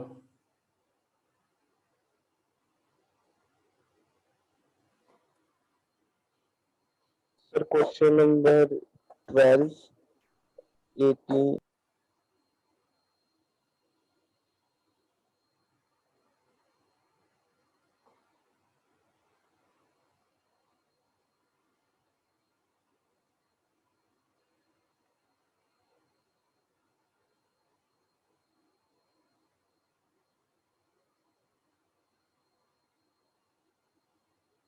इलेवन ट्वेल्व ये तो क्लास में मैंने दिया है करने के लिए। सर 11 तो हो गया बट 12th में सर आ रहा था डाउट। 12th में आ रहा है डाउट, तो इसको देख लो क्या दिया हुआ पढ़ो। Show that the locus of the point P W denotes the complex number z plus 1/z on the complex plane is a standard ellipse given that mod z equal to a। यही है ना question, mod z equal to a दिया हुआ है और किसी complex number का locus चाहिए। कौन से कॉम्प्लेक्स नंबर का? w का। मान लो let z is alpha plus iota beta, therefore आपको दिया हुआ है कि alpha square plus beta square equal to A square. Agreed or not? Yes sir. अब एक w कॉम्प्लेक्स नंबर है जिसका बारे में बात हो रही है। Let w is equal to x plus iota y, it is given as z plus 1/z। यही दिया हुआ है? हाँ या ना बोलते रहना। Yes. एक पॉइंट P है जिसका पोजीशन वेक्टर w है, जो एक कॉम्प्लेक्स नंबर है x प्लस आइटा वाई। मैंने अपनी तरफ से मान लिया क्योंकि मैं मान रहा हूँ कि xy पॉइंट है जिसका लोकस हमें लिखना है, और वो दिया हुआ है w, z और 1/z का सम है। z ये है अल्फा प्लस आइटा बीटा। तो obvious सी बात है कि w क्या हो जाएगा बेटा? w हो जाएगा z मतलब alpha plus iota beta plus 1/z का मतलब क्या हुआ? 1/z हो गया z bar alpha minus iota beta by alpha square plus beta square. Agreed और not? Hello, yes sir.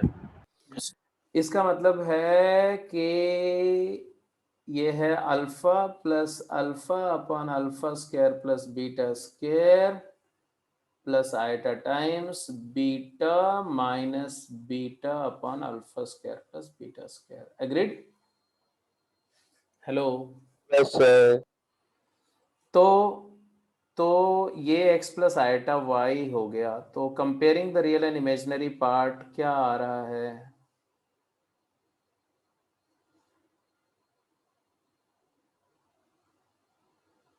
LHS RHS में रियल पार्ट को रियल पार्ट से, इमेजरी को इमेजरी से कंपेयर करो। क्या आ रहा है?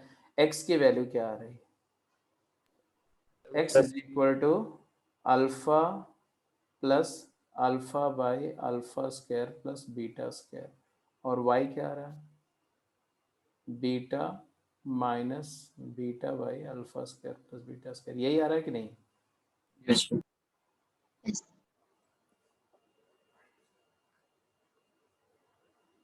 क्या पूछ रहे हैं? कि जो P पॉइंट है x, y उसका लोकस एक स्टैंडर्ड इलिप्स है, यही पूछ रहे हैं ना? तो यहाँ से आपको जो दिख रहा है वो हो तो गया।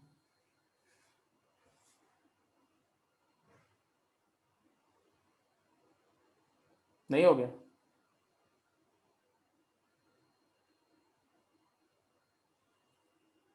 Sir, how do we prove the big standard? x minus alpha का whole square plus y minus beta का, नहीं नहीं नहीं, एक सेकेंड एक second, just let me check. कहीं पर हम कुछ गड़बड़ तो नहीं कर रहे हैं? यहाँ तक तो ठीक है। x इज दिस,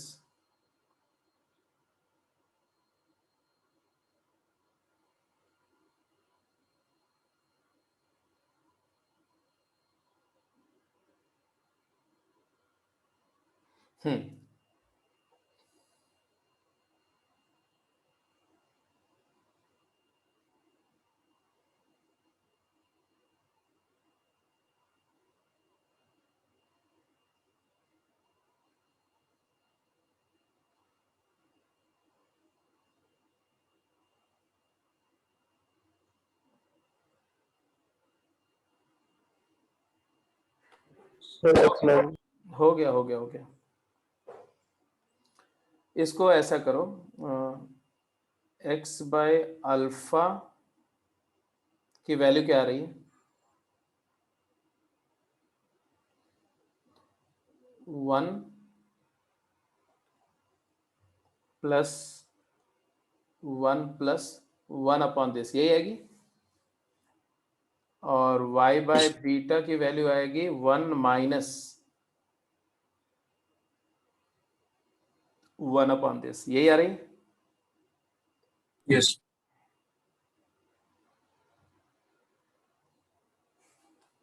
अच्छा जी, A alpha square plus beta square A square है, तो बेसिकली हमारा यहाँ से मिल रहा है कि जो x अपॉन अल्फा है वो मिल रहा है 1 प्लस 1 बाई ए स्क्वायर,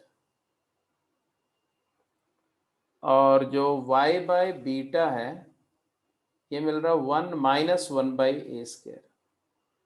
ये भी एक कांस्टेंट ही होगा और ये भी एक कांस्टेंट ही होगा, और दिया हुआ इन्होंने कि a जो है 0 या 1 नहीं है, तो a 0 नहीं है इसलिए क्योंकि अगर a 0 होगा तो ये फाइनाइट नहीं रह जाएगा, और a 1 होगा तो ये 0 हो जाएगा, ये लफड़ा है।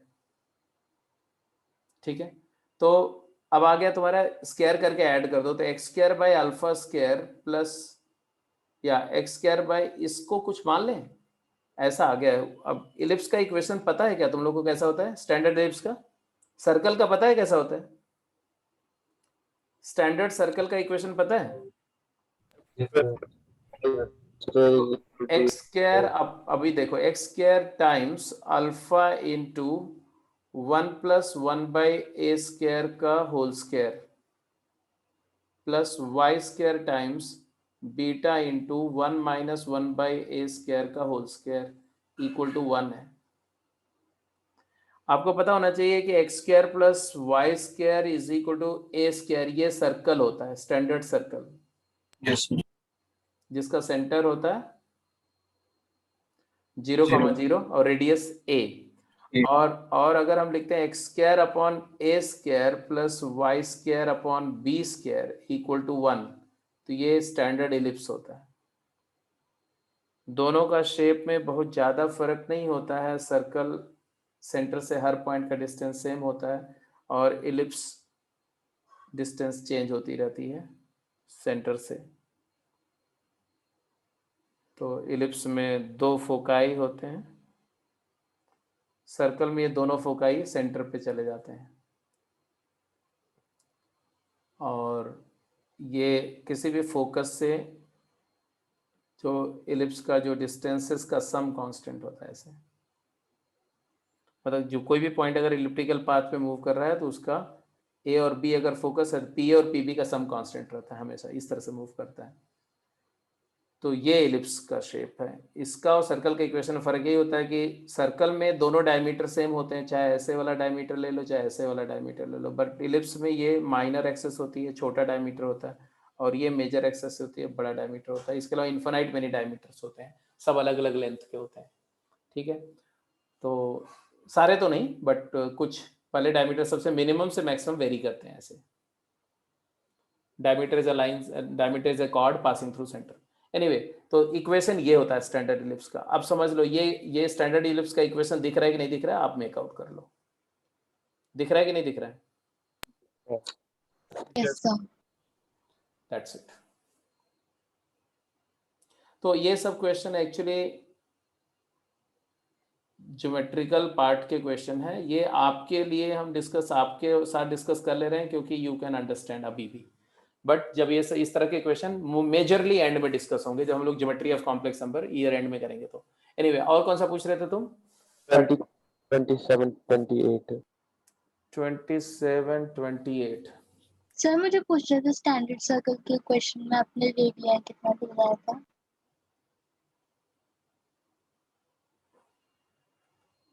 ये सेंटर 0, 0 है, और मान लो कोई पॉइंट यहाँ है x, y, तो ये रट्टा मत लगाओ, सीधे ये देखो, ये डिस्टेंस फार्मूला आता है ना, डिस्टेंस फार्मूला 2 पॉइंट के बीच में, तो x माइनस 0 का whole square x square, y minus 0 का whole square y square equal to distance, ये क्या है, क्या दिख रहा है यहाँ पर, रूट लेके क्या आएगा, a आएगा ना। हाँ जी सर। इसका मतलब है कि वेरिएबल पॉइंट, मूविंग पॉइंट का डिस्टेंस सेंटर 0,0 से a है, तो a is the radius, 0 0 is the centre, a is the radius. Is that clear? Yes sir. ठीक है। हाँ, तुमने कौन सा बोला साकेत? 23, 27, 28 मैंने चैट में भेजा सर आपको, माइक में से क्लीन आती है आवाज। अच्छा, ठीक है।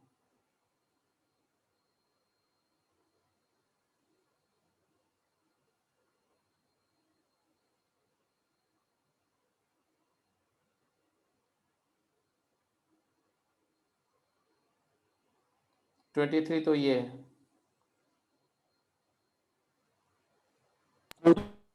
तो सर मैंने आपसे, लेकिन जो मेरा अजीब सा आंसर आ रहा था, पता नहीं।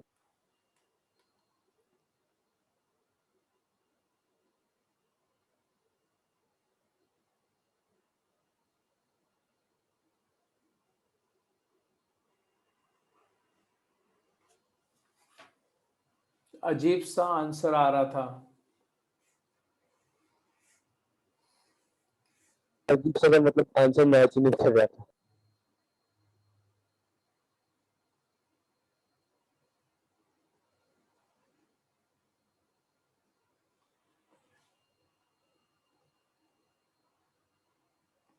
अब वो तो देखना पड़ेगा कि तुमने क्या किया, बट मेजरली इसमें दिया हुआ है कि if a complex number z satisfies this condition then maximum value of mod z, यही पूछ रहे हैं ना, maximum value of mod z।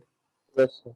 तो अगर मैं बोलूँ कि mod z is equal to r and argument z is equal to theta, then the equation is r square plus 4 by r square minus 2 times z by z bar। z by z bar क्या होगा? तो होगा e की power eta 2 theta, और z bar by z क्या होगा? वो इसी का रेसिप्रोकल होगा, e की पावर माइनस आयटा 2 थीटा। दोनों को ऐड करें तो क्या आएगा? 2 cos 2 theta minus 16 is equal to 0। यही आ रहा है? यहाँ तक ठीक है कि नहीं, पहले बताओ। यहाँ तक तो सर आपने पिछली बार भी बता दिया। इसके आगे आपने कहा था कि आर की वैल्यू फाइंड कर लो, मैंने फिर क्वाड्रेटिक फॉर्मूले से ट्राई किया। आर स्क्वायर बाई 4 बाई r square is equal to, सब कुछ राइट में ले गए तो आया 16 प्लस 4 cos 2 थीटा, यही है। Yes sir. ओके जी। तो यहाँ से हम बोल सकते हैं कि आर स्क्वायर प्लस 4 बाई आर स्क्वायर की वैल्यू मिनिमम क्या हो सकती है? 12 हो सकती है, और मैक्सिमम क्या हो सकती है? 16 हो सकती है, because cos 2 theta ranges its value from -1 to 1. Cosine of any angle varies between -1 to 1. And now I have two inequalities to solve, जिसमें से अगर मैं AMGM से देखूं तो r square plus 4 by r square divided by 2 is always greater than equal to root of 4. तो r square plus 4 by r square is always greater than equal to 4.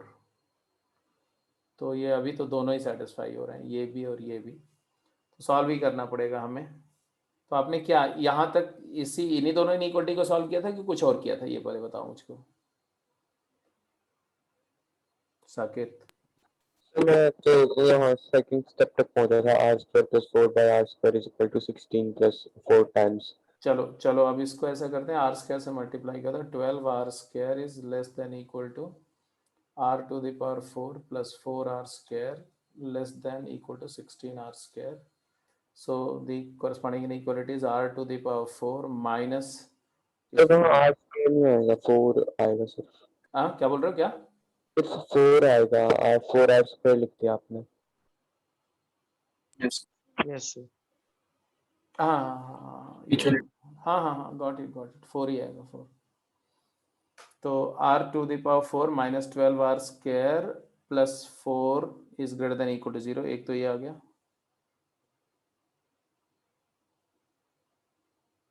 and r to the power 4 minus 16r square plus 4 is less than equal to 0.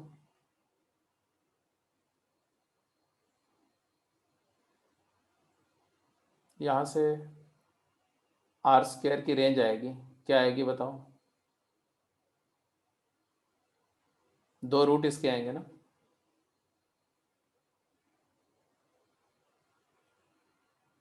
क्या क्या root आएंगे बताओ?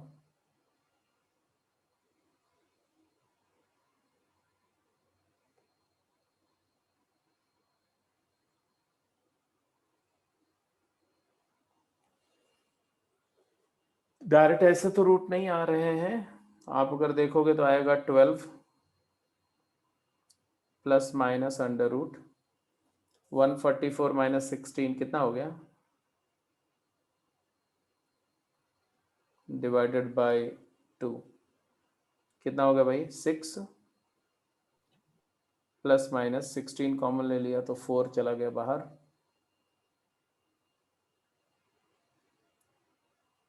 2 और 9 minus 1 2 root 8 आया ना,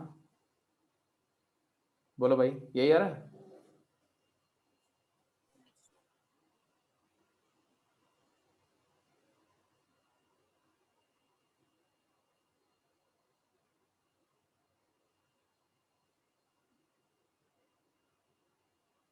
yes sir जी। तो एक आ रहा है 6 माइनस 2 रूट 8, एक आ रहा है 6 प्लस 2 रूट 8,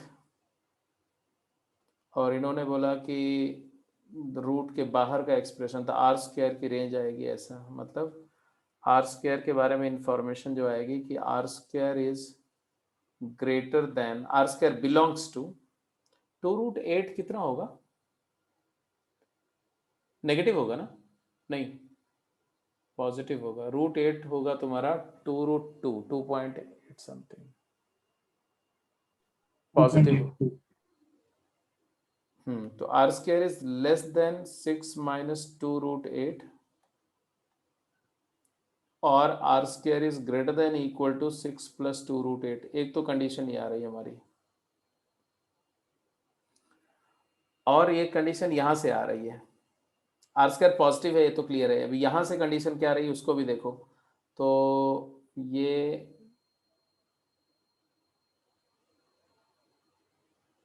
इसको भी सॉल्व करो भाई,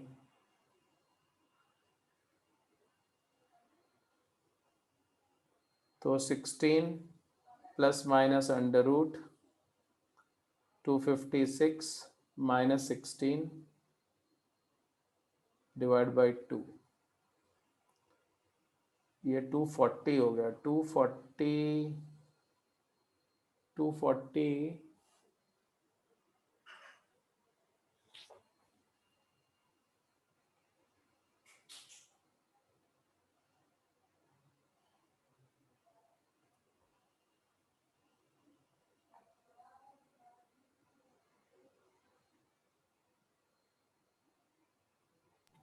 60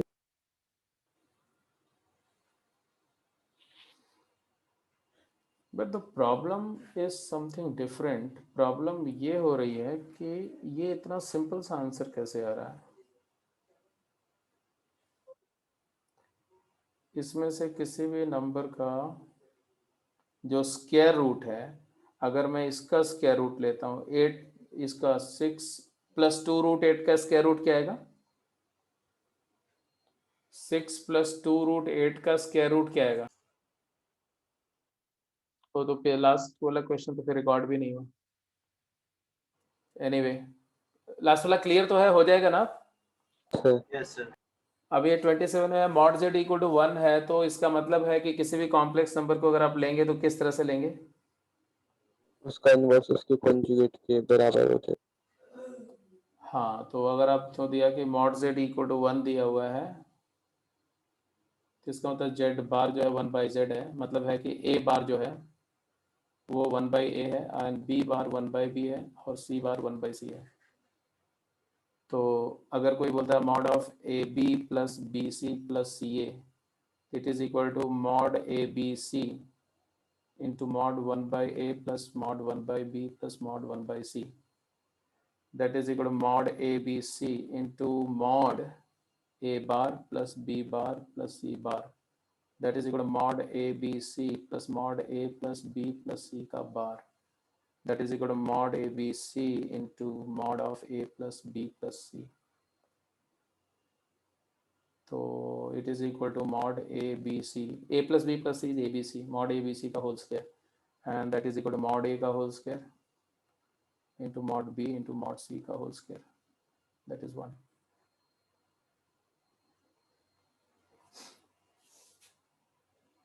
ठीक है,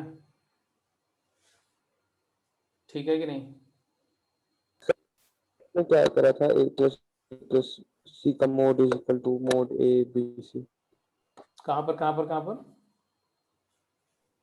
लास्ट स्टेप में यहाँ तक सही है? mod A plus B plus C is equal to mod.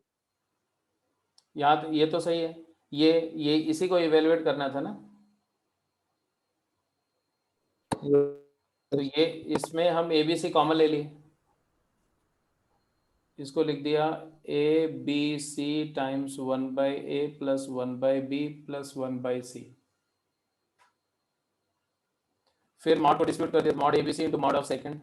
अब 1 by A 1 by B 1 by C को A bar B bar C बार डाल दिया, फिर A bar B bar C bar mod conjugate का डिस्ट्रीब्यूटिव प्रॉपर्टी यूज कर लिया, फिर mod Z is equal mod Z बार कर दिया, तो मॉड Z बार की जगह मॉड Z लिख दिया। फिर इन्होंने दिया हुआ था कि A plus B plus C A into B into C के इक्वल है, तो इसकी जगह पर ABC डाल दिया, तो ये भी ABC का। ठीक है, ठीक है। और कौन सा था?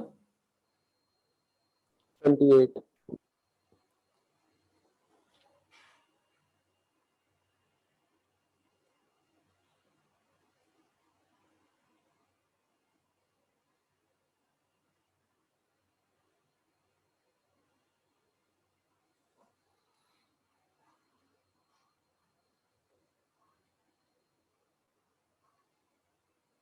एक 1 यूनिट रेडियस का सर्कल है, सेंटर 0 है, इस पर 3 कॉम्प्लेक्स नंबर्स हैं, Z1 Z2 एंड Z3।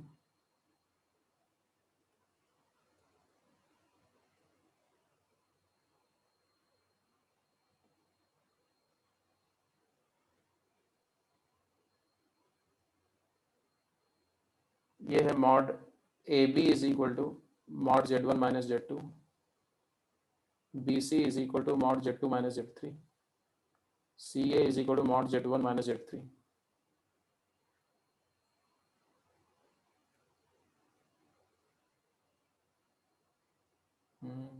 उल्टा लिख दिया मैंने, BC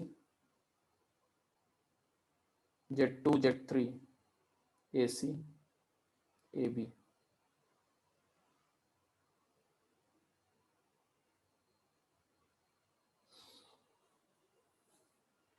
तो बोल रहे हैं मतलब एक सर्कल है, 1 यूनिट रेडियस का सर्कल है, उस पर 3 पॉइंट है और उन तीनों से एक ट्रायंगल बन रहा है, वो ट्रायंगल की तीनों साइड के स्क्वायर का सम मैक्सिमम क्या होगा।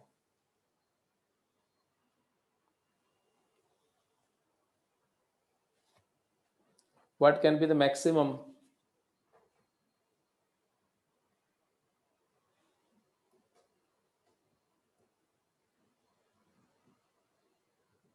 इसमें बहुत सारी चीजें हैं, आप अगर वैसे देखो तो जब ये इक्विलेटरल ट्रायंगल हो जाएगा तो इस समय से मैक्सिमम होगा।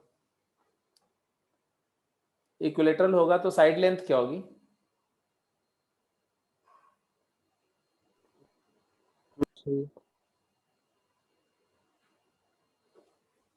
इक्विलेटरल वाला कौन सा है?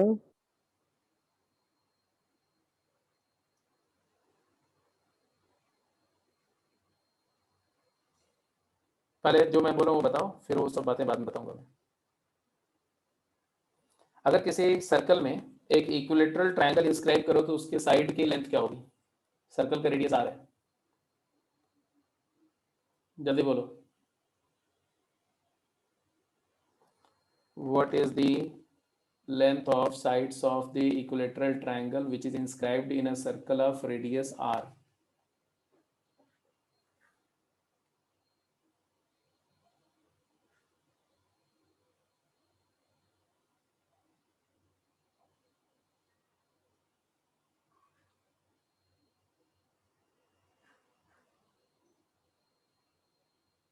बता सकते हो? एक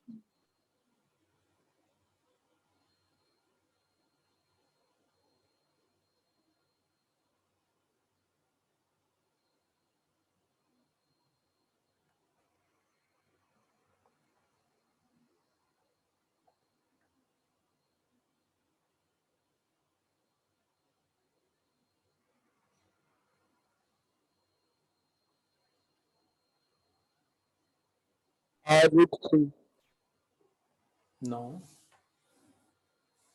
नो नो, ये आर है, ये भी आर है, ये भी आर है, ये एंगल 30 है,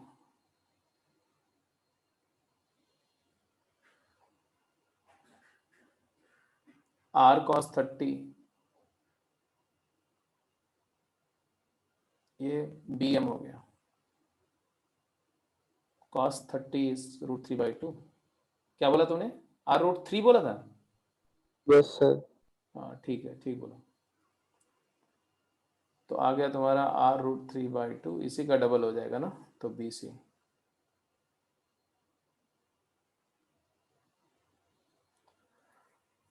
तो AB square is 3R square, BC square is 3R square, CA square is 3R square, AB plus BC plus CA, AB BC CA के स्क्वायर का सम 9R square, मतलब 9, आंसर हैज टू बी 9।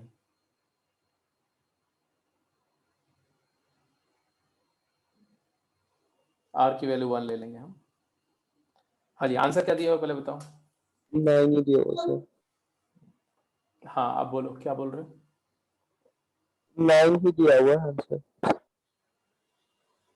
हाँ, अब इसमें देखो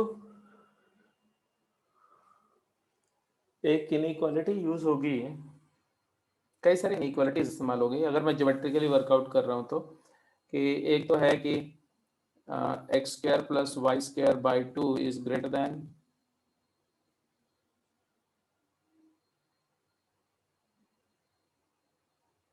one second, let me सी,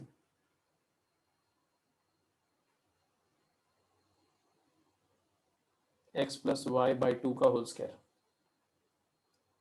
ये होता है। कोई भी दो रियल नंबर है x एंड y, तो उनके स्क्वायर का जो मीन होता है उनके मीन के स्क्वायर से बड़ा होता है।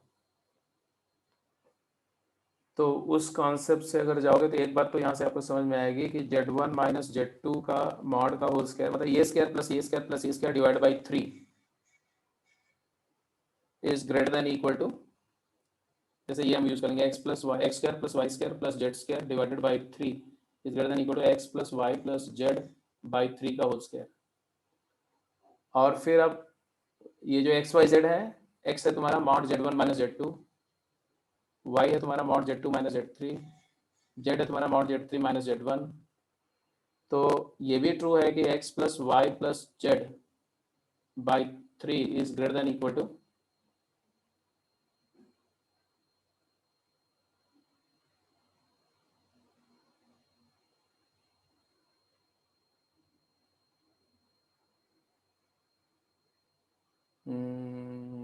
XYZ cube root of XYZ।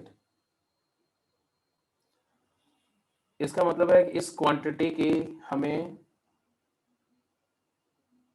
अच्छा लेकिन इसमें क्या पूछा है, इसमें पूछा है a is greater then b, और हमें इसका मिनिमम वैल्यू पूछा है कि मैक्सिमम, मैक्स वैल्यू पूछा है। अच्छा, मैक्स वैल्यू पूछ रहे हैं ना।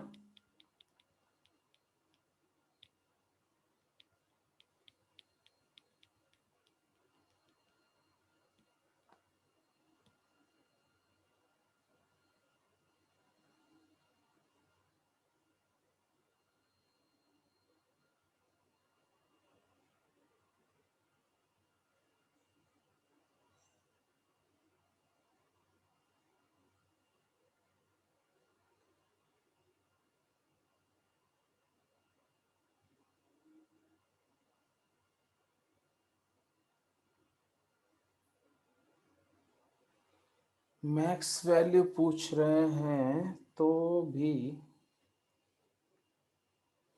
अगर 3 नंबर का सम, अगर प्रोडक्ट 3 नंबर का कांस्टेंट है तो सम मिनिमम तब होगा जब तीनों नंबर इक्वल होगी। अच्छा, लेकिन यहाँ पर सम स्क्वायर्स का सम की बात हो रही है और मैक्स वैल्यू की बात हो रही है। अगर मिनिमम की बात, कैन नॉट एक्सीड,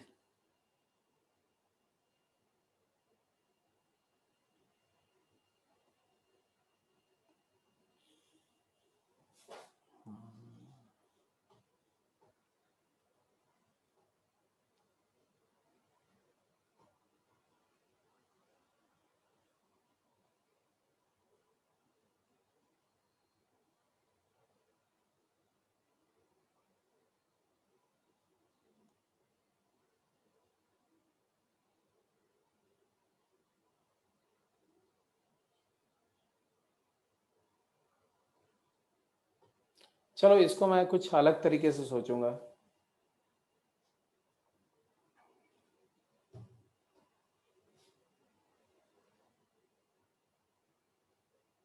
तीनों एक ही सर्कल पे हैं,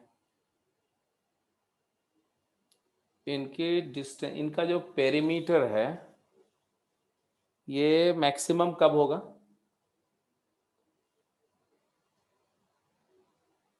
पेरीमीटर मिनिमम कब होगा? ए बी बी सी सी ए तीनों का सम मिनिमम कब होगा?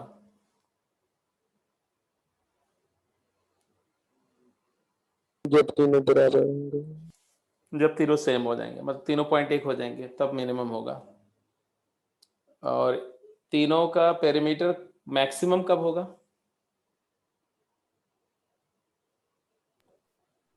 जब एवरेज मैक्सिमम होगी। जब 2 पॉइंट को फिक्स कर दो और एक पॉइंट को मूव करते रहो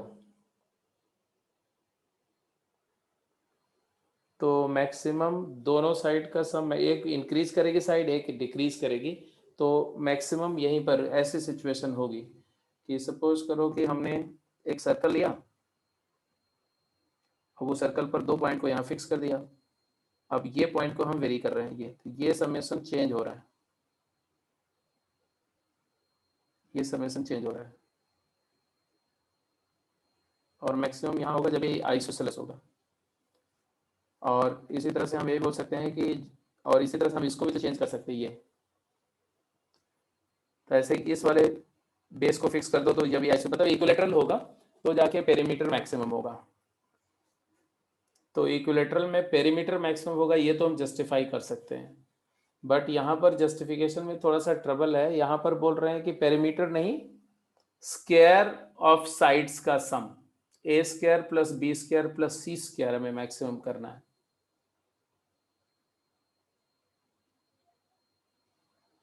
ए plus D plus C whole square minus उस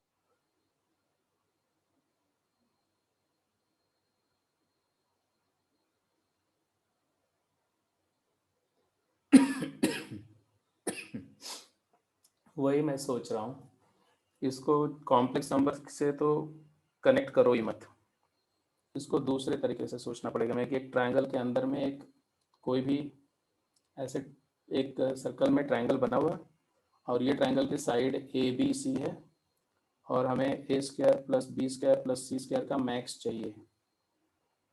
तो वैसे तो ये 2r sine A plus 2r sine B plus 2r sine C,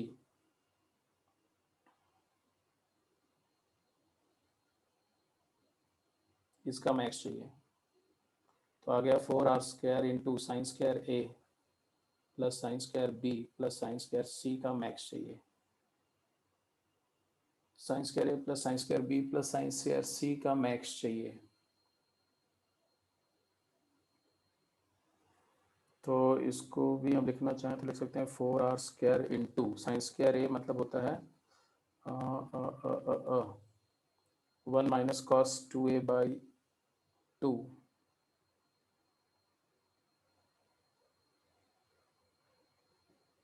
plus 1 minus cos 2b by 2 plus 1 minus cos 2c by 2।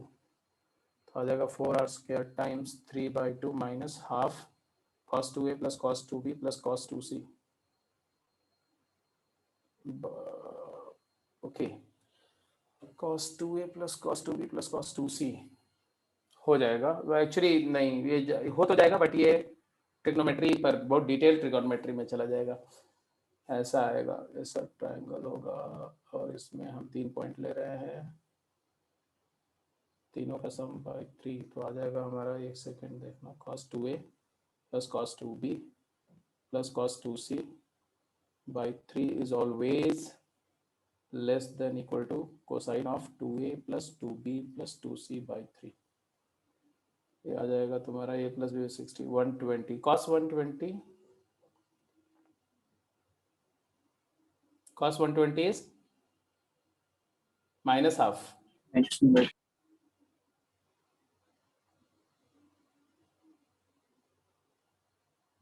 cos 120 is minus half, तो आ जाएगा यहाँ पर कि cos 2a plus cos 2b plus cos 2c is less than equal to minus 3/2।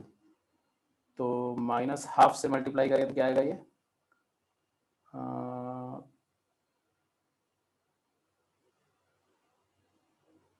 -1 से multiply, greater than 3/2, 3/2 plus 3/2 greater than 3 हो गया। ये एक्चुअली बेटर रहने दो, इसका सोल्यूशन मैं प्रॉपरली आपको लिख के मैं भेज दूंगा, बट ये पूरा जो कॉन्सेप्ट इसमें है ना, ये कॉम्प्लेक्स नंबर इसमें सिर्फ बताने के लिए, मतलब कॉम्प्लेक्स नंबर सिर्फ आपको मिस गाइड करने के लिए। बेसिक आइडिया इसमें जो है वो ट्रिगोनोमेट्री का और कैलकुलस का लग रहा है इसमें, ठीक है। तो इसका सोल्यूशन मैं आपको शेयर कर दूंगा लिख करके प्रॉपरली। ये जो मैंने अभी कंक्लूड किया एग्जैक्टली वही चीज़ होगी इसमें। कॉन्सेप्ट ये लगेगा, ऐसा कॉन्सेप्ट लगेगा कि एक मान लो, अगर आप समझ सको तो वो कॉन्सेप्ट मैं बता दे रहा हूँ कि लेट्स से कोसाइन का ग्राफ जानते हो, कोसाइन का ग्राफ कुछ ऐसा होता है, और इस ग्राफ पर अगर 3 पॉइंट्स हैं ऐसे, मान लो ये a कॉमा कोसाइन a है, और ये b कॉमा कोसाइन b है, और ये c कॉमा कोसाइन c है। तो इन तीनों पॉइंट को ज्वाइन करके एक ट्रायंगल बनेगा, और ये ट्रायंगल बिकॉज ये कोसाइन के नीचे लाई करेगा पूरा का पूरा ट्रायंगल, तो ये ट्रायंगल का जो सेंट्रॉयड होगा उसका कोऑर्डिनेट होगा, क्या होगा, मान लो ये सेंट्रॉयड g है, तो सेंट्रॉयड का कोऑर्डिनेट होगा a plus B plus c by 3 cos a plus cos b plus cos c by 3। तो y कोऑर्डिनेट जो सेंट्रॉयड का होगा वो y कोऑर्डिनेट ऑफ पॉइंट के नीचे होगा। तो मतलब आप ये बोलोगे कि y coordinate of centroid is always less then y coordinate of the point on the graph, क्योंकि ट्रायंगल नीचे है तो सेंट्रॉयड भी नीचे होगा इस पॉइंट p के। y कोऑर्डिनेट ऑफ सेंट्रॉयड जो होगा वो होगा तुम्हारा cos a plus cos b plus cos c by 3, और y कोऑर्डिनेट ऑफ ग्राफ होगा cosine of a plus b plus c by 3। तो ये एक इनइक्वालिटी होती है, इसको बोलते हैं जेनसेंस इनइक्वालिटी, या इसी को जेनसेंस इनइक्वालिटी ही बोलेंगे बेसिकली। और जेनसेंस इनइक्वालिटी बोलती है कि अगर f a plus f b plus f c by 3 is less than f of a plus B plus c by 3, तो इसमें जो हमारा ये वाला एक्सप्रेशन जो हमने कैलकुलेट किया था ना, साइड का स्क्वायर तो A square plus B square plus C square था, ये इसको सबसे पहले मैंने साइन फार्मूले से इसको लिख दिया, ए को लिख दिया 2r साइन ए, क्योंकि A by sine A is equal to B by, ये सारा जो है ना पूरा प्योर ट्रिगोनोमेट्री लग रही है, 3 टॉपिक ट्रिगोनोमेट्री के इसमें मर्ज हो गए। तो 2r sine A 2r sine B 2r sine C करके स्क्वायर का सम किया, फिर साइन स्क्वायर को वापस मल्टीपल एंगल से कॉस में कन्वर्ट किया, तो उसके बाद ये प्रॉपर्टी हमने लगाई। तो अभी इसको छोड़ दो, मैं इसका डिटेल सोल्यूशन प्रॉपरली लिख करके तुम्हें सेंड कर दूंगा, शेयर कर दूंगा, ठीक है जी। Yes sir. तो इसको अभी अब वैसे मैं एक्सप्लोर करूंगा, देखूंगा कि अगर ये कॉम्प्लेक्स नंबर का कोई और तरीके से सॉल्व हो जाए, बट जैसा स्ट्रक्चर मैं प्रॉब्लम का देख रहा हूँ इट इज मोस्ट लाइकली कि ऐसे ही होगा, बट फिर भी चलो। तो शाम को मिलते हैं, शाम को हम लोग क्लास में डिस्कस करेंगे क्यूब रूट ऑफ यूनिटी और कॉम्प्लेक्स इक्वेशंस को सॉल्व करने के कुछ मेथड्स, और फिर इसके बाद मतलब नेक्स्ट वीक से ट्यूसडे से हम लोग ट्रिगोनोमेट्री स्टार्ट करेंगे, मैं पहले बता दे रहा हूँ। तो जो भी खत्म करना है इसी वीक में, कॉम्प्लेक्स नंबर पे जितना डिस्कशन कर लो फर्स्ट राउंड का।